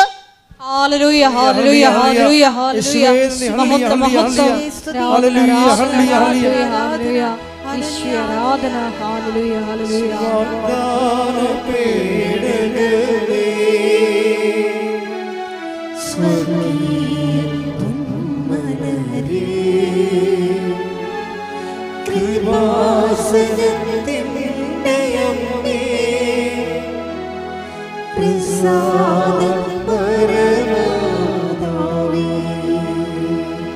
പരിശുദ്ധ പരമ ദിവ്യകാരുണ്യത്തിന് നേരവും ആരാധനയും സ്തുതിയും പുകഴ്ചയും ഉണ്ടായിരിക്കട്ടെ. പരിശുദ്ധ പരമ ദിവ്യകാരുണ്യത്തിന് നേരവും ആരാധനയും സ്തുതിയും പുകഴ്ചയും ഉണ്ടായിരിക്കട്ടെ. പത്രോസിന്റെ ക്രിസ്തുവിലേക്കുള്ള ദൂരത്തില് ഒരു ട്രാൻസിഷൻ എന്താണ്, ഒരു പെട്ടെന്നുള്ളൊരു ഷിഫ്റ്റിംഗ് വരുന്നുണ്ട്. ഷിഫ്റ്റിംഗ് എന്ന് വെച്ച് കഴിഞ്ഞാൽ പത്രോസ് നീ ക്രിസ്തുവാണെന്നെല്ലാം പ്രഖ്യാപിച്ച് കഴിഞ്ഞതിന് ശേഷം പെട്ടെന്ന് പത്രോസിനോട് പറഞ്ഞു നീ ജീവനുള്ള ദൈവത്തിൻ്റെ പുത്രനായ മിശിഹായാണെന്ന് പത്രോസ് പ്രഖ്യാപിച്ചു. എപ്പോഴും നമ്മളൊരു ട്രാൻസിഷന് മുമ്പ് അല്ലെങ്കിൽ നമ്മളൊരു വിശ്വാസത്തിൻ്റെ രണ്ടാം ഘട്ടത്തിൽ നമ്മൾ ക്രിസ്തുവിലേക്ക് എക്സ്ട്രാക്ഷൻ വരണം. ക്രിസ്തുവിനെ അറിഞ്ഞിട്ടും പിന്നെ കാണുന്ന സ്ഥലങ്ങളിലെല്ലാം നമ്മൾ പ്രാർത്ഥിക്കാൻ പോയാൽ പ്രശ്നമുണ്ടാവുന്നല്ല, നമ്മൾ ക്രിസ്തുവിനെ അത്ര കണ്ട് നമുക്ക് അനുഭവവേദ്യമാകാതെ വരും. പ്രശ്നം എന്താ, ഒരു പ്രശ്നം ഉണ്ടാകത്തില്ല. വേണമെങ്കിൽ നിരീശ്വരവാദിയായിട്ട് ഞങ്ങൾ ഇവിടെ ജീവിക്കാം. നിരീശ്വരന്മാരൊക്കെ കണ്ടില്ലേ, ടി വിയിലിരുന്ന് ചർച്ച ചെയ്യുന്ന നിരീശ്വരന്മാർ ആരെങ്കിലും അവിടെ എല്ലാം നല്ല ആരോഗ്യമുള്ളവരല്ലേ. ടി വിയിൽ ചർച്ച ചെയ്യണ എല്ലാ നിരീശ്വരന്മാരെന്ന് നോക്കി എല്ലാവരും നല്ല ആരോഗ്യമുള്ളവരും സൗന്ദര്യമുള്ളവരുമാണ്. അപ്പോൾ സൗന്ദര്യവും ആരോഗ്യം ഉണ്ടാണെങ്കിൽ ഈശ്വരവിശ്വാസം വേണ്ടെന്ന് അവരെ കണ്ടാൽ മനസ്സിലാവും. നമ്മൾ ഈശ്വരൻ്റെ അടുത്ത് എന്തിനാണ് വിശ്വസിക്കുന്നത്? ഈ ഭൂമിക്ക് വേണ്ടിയല്ല, ഈ ഭൂമിക്ക് വേണ്ടി മാത്രമല്ല. Take the word of God 1 കൊരിന്ത്യർ 15:19 ഈ ജീവിതത്തിന് വേണ്ടി മാത്രം പറഞ്ഞ ഈ ജീവിതത്തിന് വേണ്ടി മാത്രം ക്രിസ്തുവിൽ പ്രത്യാശ വച്ചിട്ടുള്ളവരാണെങ്കിൽ നമ്മൾ എല്ലാ മനുഷ്യരെയും നിർഭാഗ്യരാണ്. മനസ്സിലായില്ലേ? അപ്പം ഈ ആരോഗ്യത്തിനും സൗന്ദര്യത്തിനും ജോലിക്കും പ്രൊമോഷനും പെൻഷനും PR-നും മാത്രമാണ് നിങ്ങൾ ക്രിസ്തുവിൽ പ്രത്യാശ അർപ്പിച്ചിട്ടുണ്ടെങ്കിൽ 1 കൊരിന്ത്യർ 15:19 പറയുന്നു നിങ്ങളെല്ലാ മനുഷ്യരെക്കാളും എന്താണ് ഹതഭാഗ്യരാണ്, നിരീശ്വരന്മാരെക്കാളും ഹതഭാഗ്യരാണ്. കാര്യം ഈ ജീവിതം അവർക്കുണ്ട് നമുക്കുണ്ട്. പിന്നെ എന്താ വ്യത്യാസം? പിന്നെ എന്താ കെട്ടിയെടുത്ത് വിശ്വാസിയാകണത്? വിശ്വാസിയാകുക എന്ന് വെച്ച് കഴിഞ്ഞാൽ നിത്യവിശ്വാസി എന്നതിൻ്റെ അർത്ഥം നിത്യത അവകാശമാക്കുക എന്നുള്ളതാണ്. ഈ ജീവിതത്തിൻ്റെ അപ്പുറത്തൊരു ജീവിതത്തെ ക്രിസ്തുവിൻ്റെ കൂടെ ആയിരിക്കേണ്ട ഒരു ജീവിതത്തെ കണ്ടെത്തുകയാണ്. അതിനൊരു ട്രാൻസിഷൻ വേണം. അതിന് പത്രോസ് പറഞ്ഞു നീ ജീവനുള്ള ദൈവത്തിൻ്റെ പുത്രനായ മിശിഹായാണെന്ന് പറഞ്ഞു. അപ്പോൾ ഒത്തിരി ക്ഷേത്രങ്ങളെ അതുപോലെ തന്നെ ദൈവസന്നിധാന സങ്കേതങ്ങളൊക്കെ നിലവിലുള്ള ദൈവസങ്കേതങ്ങളെ കാണിച്ചുകൊണ്ടാണ് ഈശോ ചോദിക്കണത്. അത് തന്നെയാണ് ഈ സമരക്കാർക്കും സംഭവിക്കുന്നത്. സമരക്കാർക്ക് ഒരു ക്രിസ്തുവിലേക്കുള്ള ട്രാൻസിഷന് മുമ്പ് ഇതുപോലൊരു മലയും അതുപോലുള്ള വിശ്വാസം കാണുന്നുണ്ട്. 4:20 എടുത്ത് യോഹന്നാൻ 4:20 ഞങ്ങളുടെ പിതാക്കന്മാർ അതേ കിടക്കണ സംഭവം കണ്ട ഞങ്ങളുടെ പിതാക്കന്മാർ ഈ മലയിൽ ആരാധന നടത്തി. മൗണ്ട് ഗെരിസീം, അതാണ് മൗണ്ട് ഗെരീസിം, ഈ മലയിൽ ആരാധന നടത്തി. എന്നാൽ എന്നാൽ യഥാർത്ഥമായ ആരാധനാ സ്ഥലം ജെറുസലേമിലാണ് ജെറുസലേമിലാണെന്ന് നിങ്ങൾ പറയുന്നു. അപ്പോഴേ ജെറുസലേമിന്റെ ആരാധന സ്ഥലത്തേക്ക് അപ്പോഴേ ഈശോ പറയുന്നൊരു വാക്കുണ്ട്. എന്താ പറയണ മറുപടി? യേശു പറഞ്ഞു സ്ത്രീയെ എന്നെ വിശ്വസിക്കുക. എന്നെ വിശ്വസിക്കുക എന്ന് പറഞ്ഞേ. സ്ത്രീയെ എന്നെ വിശ്വസിക്കുക. സ്ത്രീയെ അപ്പൊ എല്ലാ സ്ത്രീകളോടും പുരുഷന്മാരോടും പറയണതാണത്. എല്ലാ സ്ത്രീകളോടും പുരുഷന്മാരോടും പറയണതാണ്. അവിടെ ഇവിടെ ആരാധന ഉണ്ടല്ലോ എന്ന് പറയും സ്ത്രീയെ, പുരുഷ, എന്താണ്? എന്നെ വിശ്വസിക്കുക. പിന്നെന്താണ്? ഈ മലയിലോ ജെറുസലേമിലോ നിങ്ങൾ പിതാവിനെ ആരാധിക്കാത്ത സമയം വരുന്നു. അല്ല, വന്നു കഴിഞ്ഞു. ഇവിടെ വായിച്ചോളൂ. നിങ്ങൾ അറിയാത്തതിനെ ആരാധിക്കുന്നു. ഞങ്ങൾ അറിയുന്നതിനെ ആരാധിക്കുന്നു. എന്തെന്നാൽ രക്ഷ യഹൂദരിൽ നിന്നാണ്. ക്രിസ്തു വരണത് യഹൂദരിൽ നിന്നാണല്ലോ എന്നാണ്. രക്ഷ എന്ന് വെച്ചാൽ ക്രിസ്തുവാണ് അവിടെ. എന്നാൽ യഥാർത്ഥ ആരാധകർ ആത്മാവിലും സത്യത്തിലും പിതാവിനെ ആരാധിക്കുന്ന സമയം വരുന്നു. അല്ല, അത് ഇപ്പോൾ തന്നെയാണ്. എപ്പോഴാണ് നിങ്ങൾ ക്രിസ്തുവിനെ സ്വീകരിക്കണത്?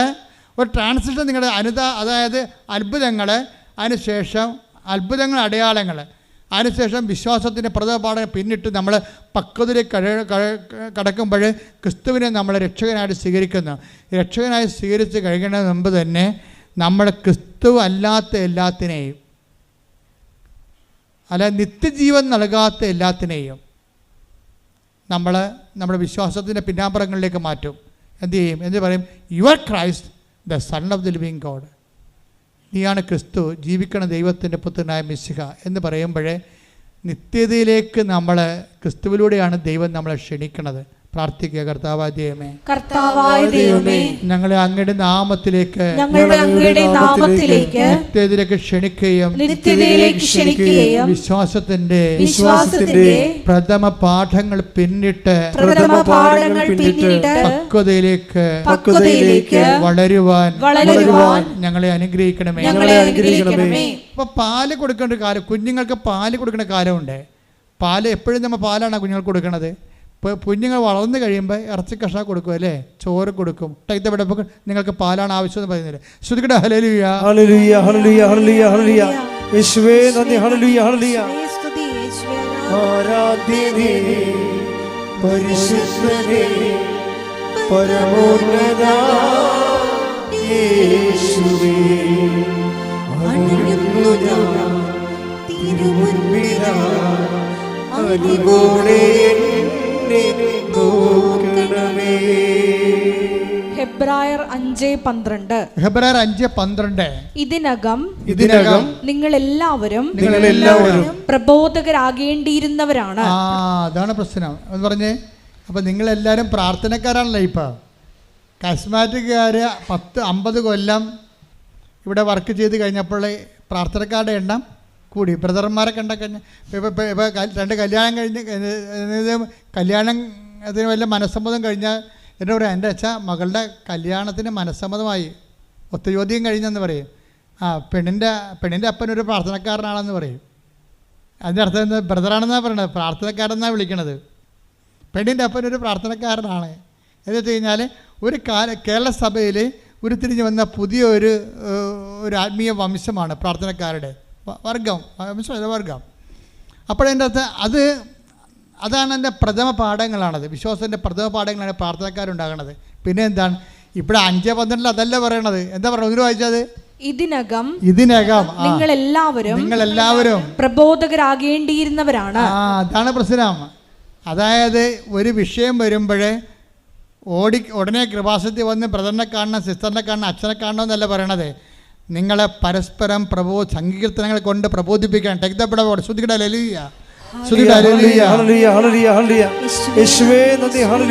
സങ്കീർത്തനങ്ങളും വിശുദ്ധ വചനങ്ങൾ കൊണ്ട് പരസ്പരം സാന്ത്വനം ചെയ്യുവാൻ, അഭിവാദനം ചെയ്യുവാൻ.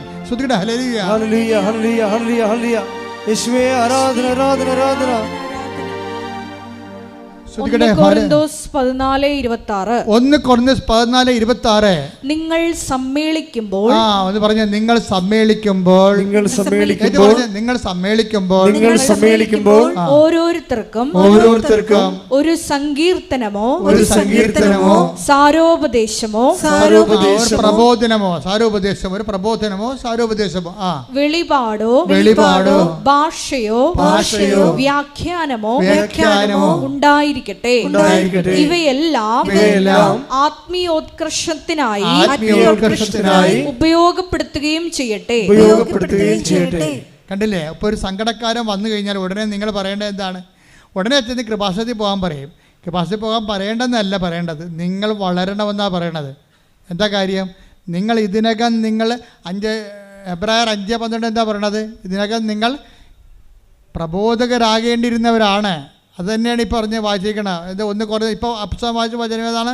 1 കൊരിന്തോസ് 14:26. 1 കൊരിന്തോസ് 14:26.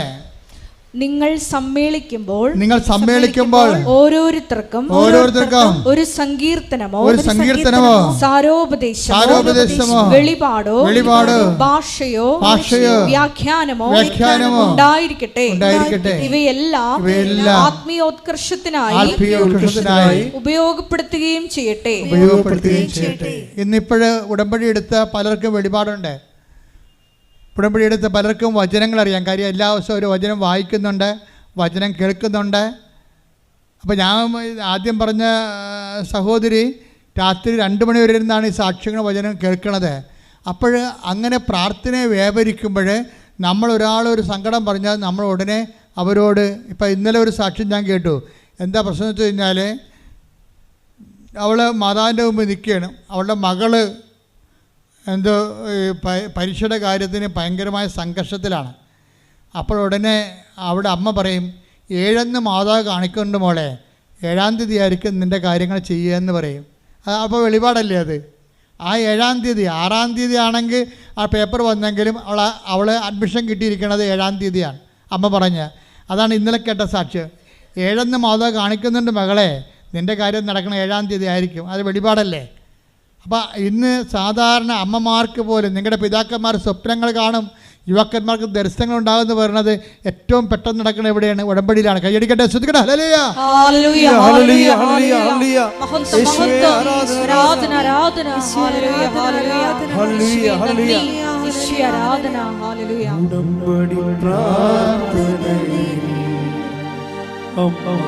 ഉടനടി പരിഹാരവേഗം, ഉടമ്പടി പ്രാർത്ഥനയിൽ ഉടനടി പരിഹാരവേഗം, അവൻ പറയുന്നത് ചെയ്തിടുകിൽ ജീവിതം ധന്യമായി തീർന്നിടും. എന്നെ പ്രാർത്ഥിക്കാൻ പഠിപ്പിക്കണമെന്ന് മാത്രമേ അപ്പോസ്തലന്മാർ ചോദിച്ചുള്ളൂ. നിങ്ങൾ ചോദിക്കേണ്ടത് എന്നെ പ്രബോധിപ്പിക്കാൻ പഠിപ്പിക്കണമെന്നാണ് ചോദിക്കേണ്ടത്. മനസ്സിലായില്ലേ? എന്നെ പ്രാർത്ഥിക്കാൻ. കാര്യം കർത്താവ് എന്താ പറയണത്? ഞാൻ എൻ്റെ പിതാവിൻ്റെ അടുക്കലേക്ക് പോകുന്നതിനാൽ ഇതിനേക്കാൾ വലിയ കാര്യങ്ങൾ നമ്മൾ ചെയ്യുമോ? എന്താ കാര്യം? എന്നെ പ്രബോധിപ്പിക്കാൻ പഠിപ്പിക്കണം ചോദിച്ചു കഴിഞ്ഞാൽ ഓട്ടോമാറ്റിക്കായിട്ട് പ്രാർത്ഥന വരെ നമുക്ക് കിട്ടിയിരിക്കും. എന്താ കാര്യം? പ്രബോധിപ്പിക്കുന്നതിനേക്കാളും പ്രാർത്ഥന വരെ 10ാം ക്ലാസ് പാസ്സാതെ എങ്ങനെയാണ് നമ്മൾ +2-ന് പോണത്? മനസ്സിലായില്ലേ? അപ്പോൾ അങ്ങനെ വലിയ കാര്യങ്ങൾ ദൈവത്തോട് ചോദിക്കണം. വലിയ കാര്യങ്ങളിലാണ് ധ്യാനം തുടങ്ങിയത്, വലിയ കാര്യങ്ങളാണ് അവസാനിക്കുന്നത്. അപ്പം നിങ്ങൾ ക്രിസ്തുവിനെ നേടാൻ വേണ്ടിയാകണം ഉടമ്പടിയിലേക്ക് ജീവിതം മുന്നോട്ട് കൊണ്ടുപോകേണ്ടത്. ക്രിസ്തു പ്രധാനപ്പെട്ട ഫോക്കൽ പോയിൻ്റായി കഴിഞ്ഞാൽ ബാക്കിയുള്ളെല്ലാം ദൈവം നിങ്ങൾക്ക് ചേർത്ത് നൽകുകയും നമ്മൾ ചെയ്യേണ്ട ജോലി ദൈവം നമുക്ക് വേണ്ടി ചെയ്യുകയും ചെയ്യും. ദൈവത്തിൻ്റെ ജോലി നമ്മൾ ചെയ്തുകൊണ്ട് നിത്യതയിലേക്ക് വിജയകരമായി പ്രവേശിക്കുകയും ചെയ്യും. കൈയടിച്ച് കത്താൻ ശ്രദ്ധിക്കട്ടെ.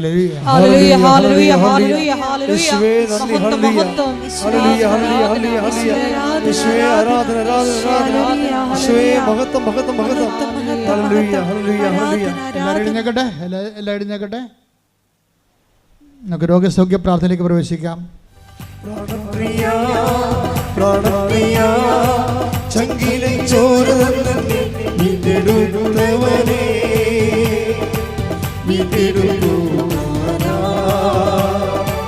പ്രാണപ്രിയ പ്രാണപ്രിയ വീണ്ടെടുത്തവനെ വീണ്ടെടുപ്പൂരാ. പ്രാണപ്രിയൻ തന്റെ ചങ്കിലെ ചോരയ എന്നെയും വീണ്ടെടുത്തു. പ്രാണപ്രിയൻ തന്റെ ചങ്കിലെ ചോരയ എന്നെയും വീണ്ടെടുത്തു. ഉയർത്തി നന്ദി യേശുവേ, നന്ദി യേശുവേ, നീ ചെയ്ത നന്മകൾ കോരായിരം നന്ദി. നന്ദി യേശുവേ, നിനക്ക് നന്ദി യേശുവേ, നീ ചെയ്ത നന്മകൾ കോരായിരം നന്ദി.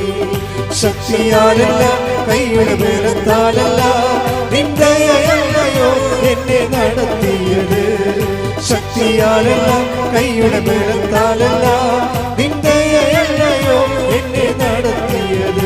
നിന്നത് കൃപയാ, കൃപയാ, ദൈവകൃപയാ, നിർത്തിടും ദയയാ, ദയയാ, നിത്യദയയാ. നിന്നത് കൃപയാ, കൃപയാ, ദൈവകൃപയാ. പരിശുദ്ധ പരമദിവ്യകാരുണ്യത്തിന് നേരവും ആരാധനയും സ്തുതിയും പുകഴ്ചയും ഉണ്ടായിരിക്കട്ടെ. എൻ്റെ പ്രിയപ്പെട്ടവരെ, രോഗസൗഖ്യ പ്രാർത്ഥനയിലേക്കും ജീവിത ദുരന്ത തടസ്സ നിവാരണ പ്രാർത്ഥനയിലേക്കും നമ്മുടെ കർത്താവിൻ്റെ നാമത്തെ വചനത്തിൽ പ്രവേശിക്കുകയാണ്. ഒരു നിമിഷം മൗനമായി നമ്മുടെ വിഷമങ്ങളെയും ഇന്നത്തെ പ്രയാസങ്ങളെയും കർത്തൃദിവസത്തിനെ പരിശുദ്ധമ്മയുടെ മാധ്യസ്ഥയിൽ ഓർക്കാം. ഭക്തിയോടെയും ആദരവോടെയും സമർപ്പിക്കാം. കർത്താവേ, നിന്റെ ഉന്നതമായ നാമത്തിന് സ്വസ്ഥം ചെയ്യുന്നു. കർത്താവേ, നിന്റെ വിശുദ്ധ പൗരോഹിത്യത്തെയും മഹത്വപ്പെടുത്തണമേ. കർത്താവേ, സഭയിലുള്ള സാന്നിധ്യം പ്രകടമാക്കണമേ. 39 വർഷമായി അർപ്പിക്കുന്ന കുർബാനയുടെ യോഗ്യതയാൽ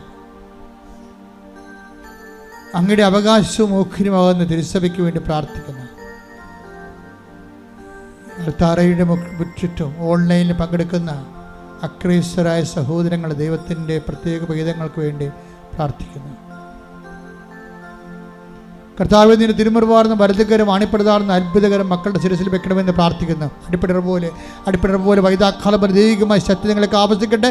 മാരക രോഗങ്ങൾ, തീരാവ്യാധികൾ, ജീവിത ദുരിതങ്ങൾ യേശു ക്രിസ്തു നാമത്തെ മാറിപ്പോകട്ടെ. ശ്രദ്ധിക്കട്ടെ. ഹല്ലേലൂയ, ഹല്ലേലൂയ, യേശുവേ, ഹല്ലേലൂയ. സുഖപ്പെട്ടുകൊണ്ട് വീണ്ടും മഹത്വപ്പെടുത്തണം. പരമോന്നതാ യേശുവേ, അണയുന്നു ഞാൻ തിരുമുൻപിനാ, അലിവോടെ എന്നെ നോക്കണമേ. പരിശുദ്ധ പരമദിവ്യകാരുണ്യത്തിന് നേരവും ആരാധനയും സ്തുതിയും പുകഴ്ചയും ഉണ്ടായിരിക്കട്ടെ. വീണ്ടും കൈകൾ കൂപ്പി കണ്ണുകൾ അടച്ച് നിങ്ങളുടെ കണ്ണുനീരിന്റെ കാര്യങ്ങളെ ഓർത്തുകൊണ്ടിരിക്കുക.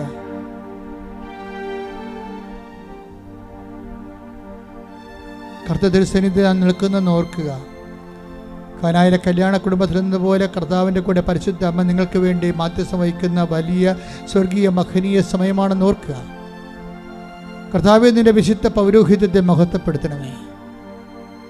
കർത്താവെ, സഭയിലുള്ള സാന്നിധ്യം പ്രകടമാക്കണമേ.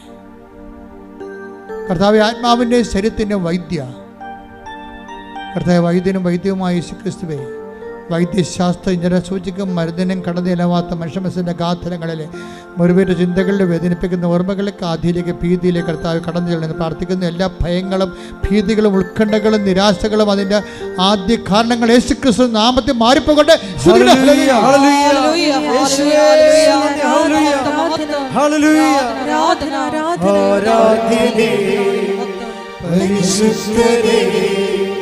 പരമോന്നതാ യേശുവേ, അണയുന്നു ഞാൻ തിരുമുൻപിനാ, അലിവോടെ എന്നെ നോക്കണമേ. ആരാധനേ പരിശുദ്ധനേ പരമോന്നതാ യേശുവേ, അണയുന്നു ഞാൻ തിരുമുൻപിലായി അലിവോടെ എന്നെ നോക്കണമേ. കണ്ണുകളുടെ കൈകൾ കൂപ്പി ശിരസമിച്ച കർത്താവിന്റെ തിരുസന്നിധിയിൽ ആദരവോടെ ആയിരിക്കുക. കർത്താവിന്റെ ഉന്നതമായ നാമത്തിന് സ്വസ്ഥം ചെയ്യുന്ന കർത്താവ് സഭയിലുള്ള സാന്നിധ്യം നീ പ്രകടമാക്കണമേ. ഈ അൾത്താരയിൽ നടന്ന 10,000-കണക്കിന് ആരാധനയുടെ ശക്തിയാൽ അങ്ങയുടെ അടിയങ്ങൾ അങ്ങയുടെ മക്കൾക്ക് വേണ്ടി പ്രാർത്ഥിക്കുന്ന കർത്താവ് ആരാധ്യനെ, കർത്താവ് പരമോന്നതനെ, നിന്റെ തിരുമുറിവാർന്ന വലതുകരം ഓരോ മകളുടെ മേലും വെക്കണമേ എന്ന് പ്രാർത്ഥിക്കുന്ന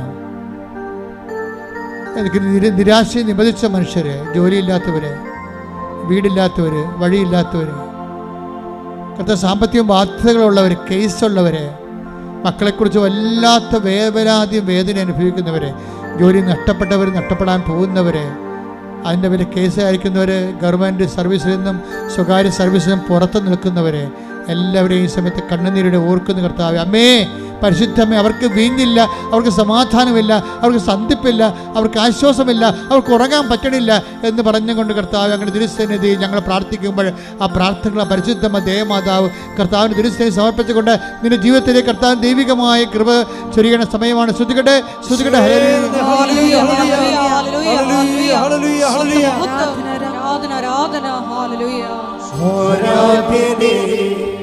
പരിശുദ്ധരേ പരമോന്നതാ യേശുവേ, അണയുന്നു ഞാൻ തിരുമുൻപിലായി അലിവോടെ എന്നെ നോക്കണമേ.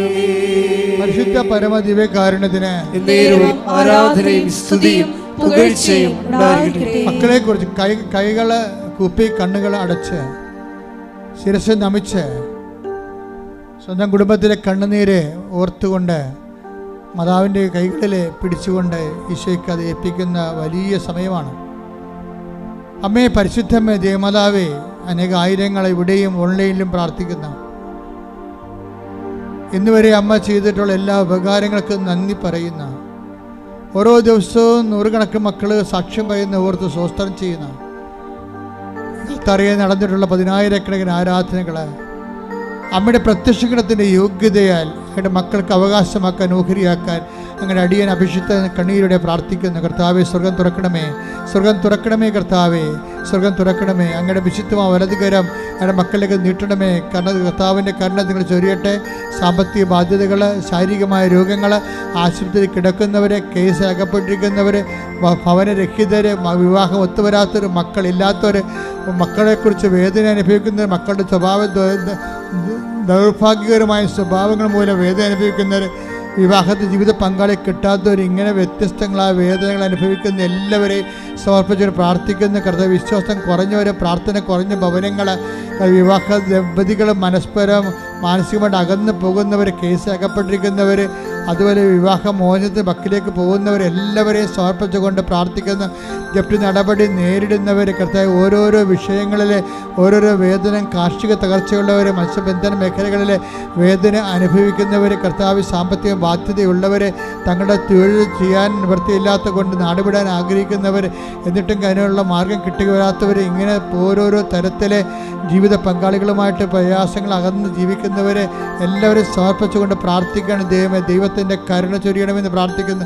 കർത്താവിൻ്റെ കരുണ ചൊരി പ്രാർത്ഥിക്കുക. അടിപ്പിണർ പോലെ വൈദാഖലമായ ദൈവികമായ ശക്തി നിങ്ങളിലേക്ക് കർത്താവിൻ്റെ നാമത്തിൽ ഇറങ്ങി വസിക്കട്ടെ. കർത്താവെ, മാരക രോഗങ്ങൾ, തീരാവേദികൾ, ജീവിത ദുരിതങ്ങൾ, ജീവിത ഭാരങ്ങൾ യേശു ക്രിസ്തുവിന്റെ നാമത്തിൽ മാറിപ്പോകട്ടെ.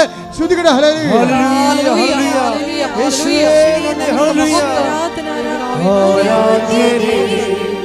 പരിശുദ്ധരേ പരമോന്നതാ യേശുവേ, അണയുന്നു ഞാൻ തിരുമുൻപിലായി അലിവോടെ എന്നെ നോക്കണമേ.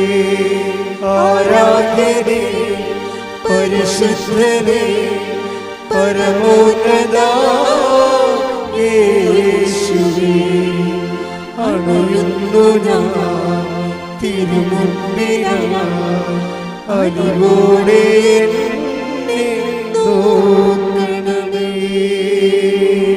എല്ലാവരും മുട്ടേ നിൽക്കുക. സമാപന ആശീർവാദം.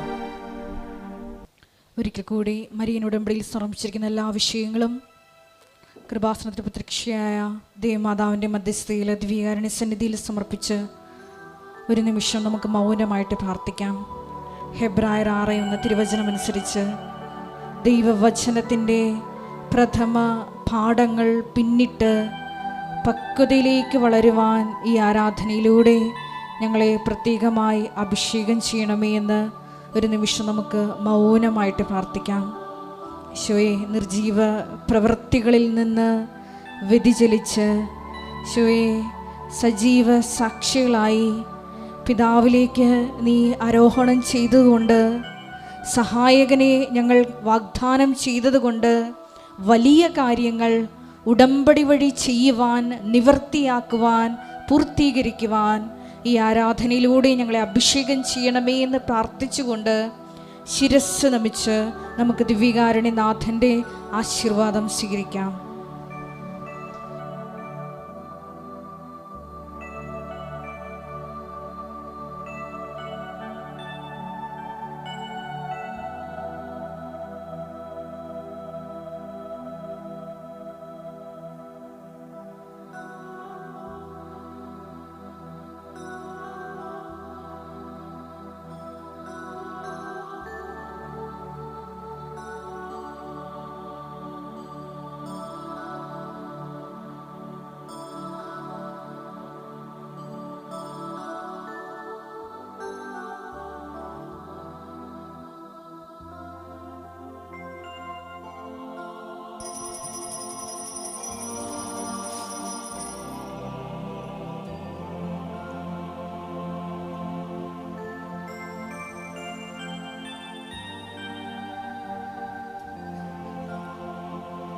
പരിശുദ്ധ പരമ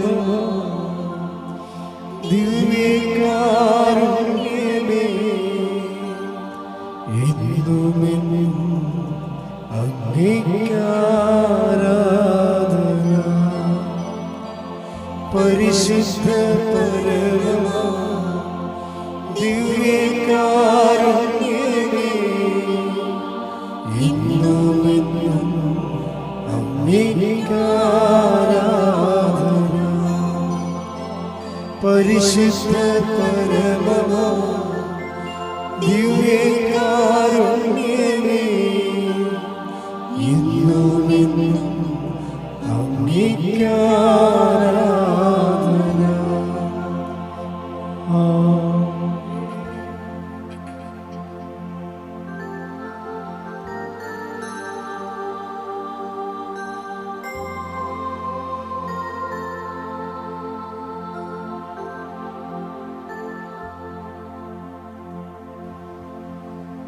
ആവേ ആവേ ആവേ മരിയ ആവേ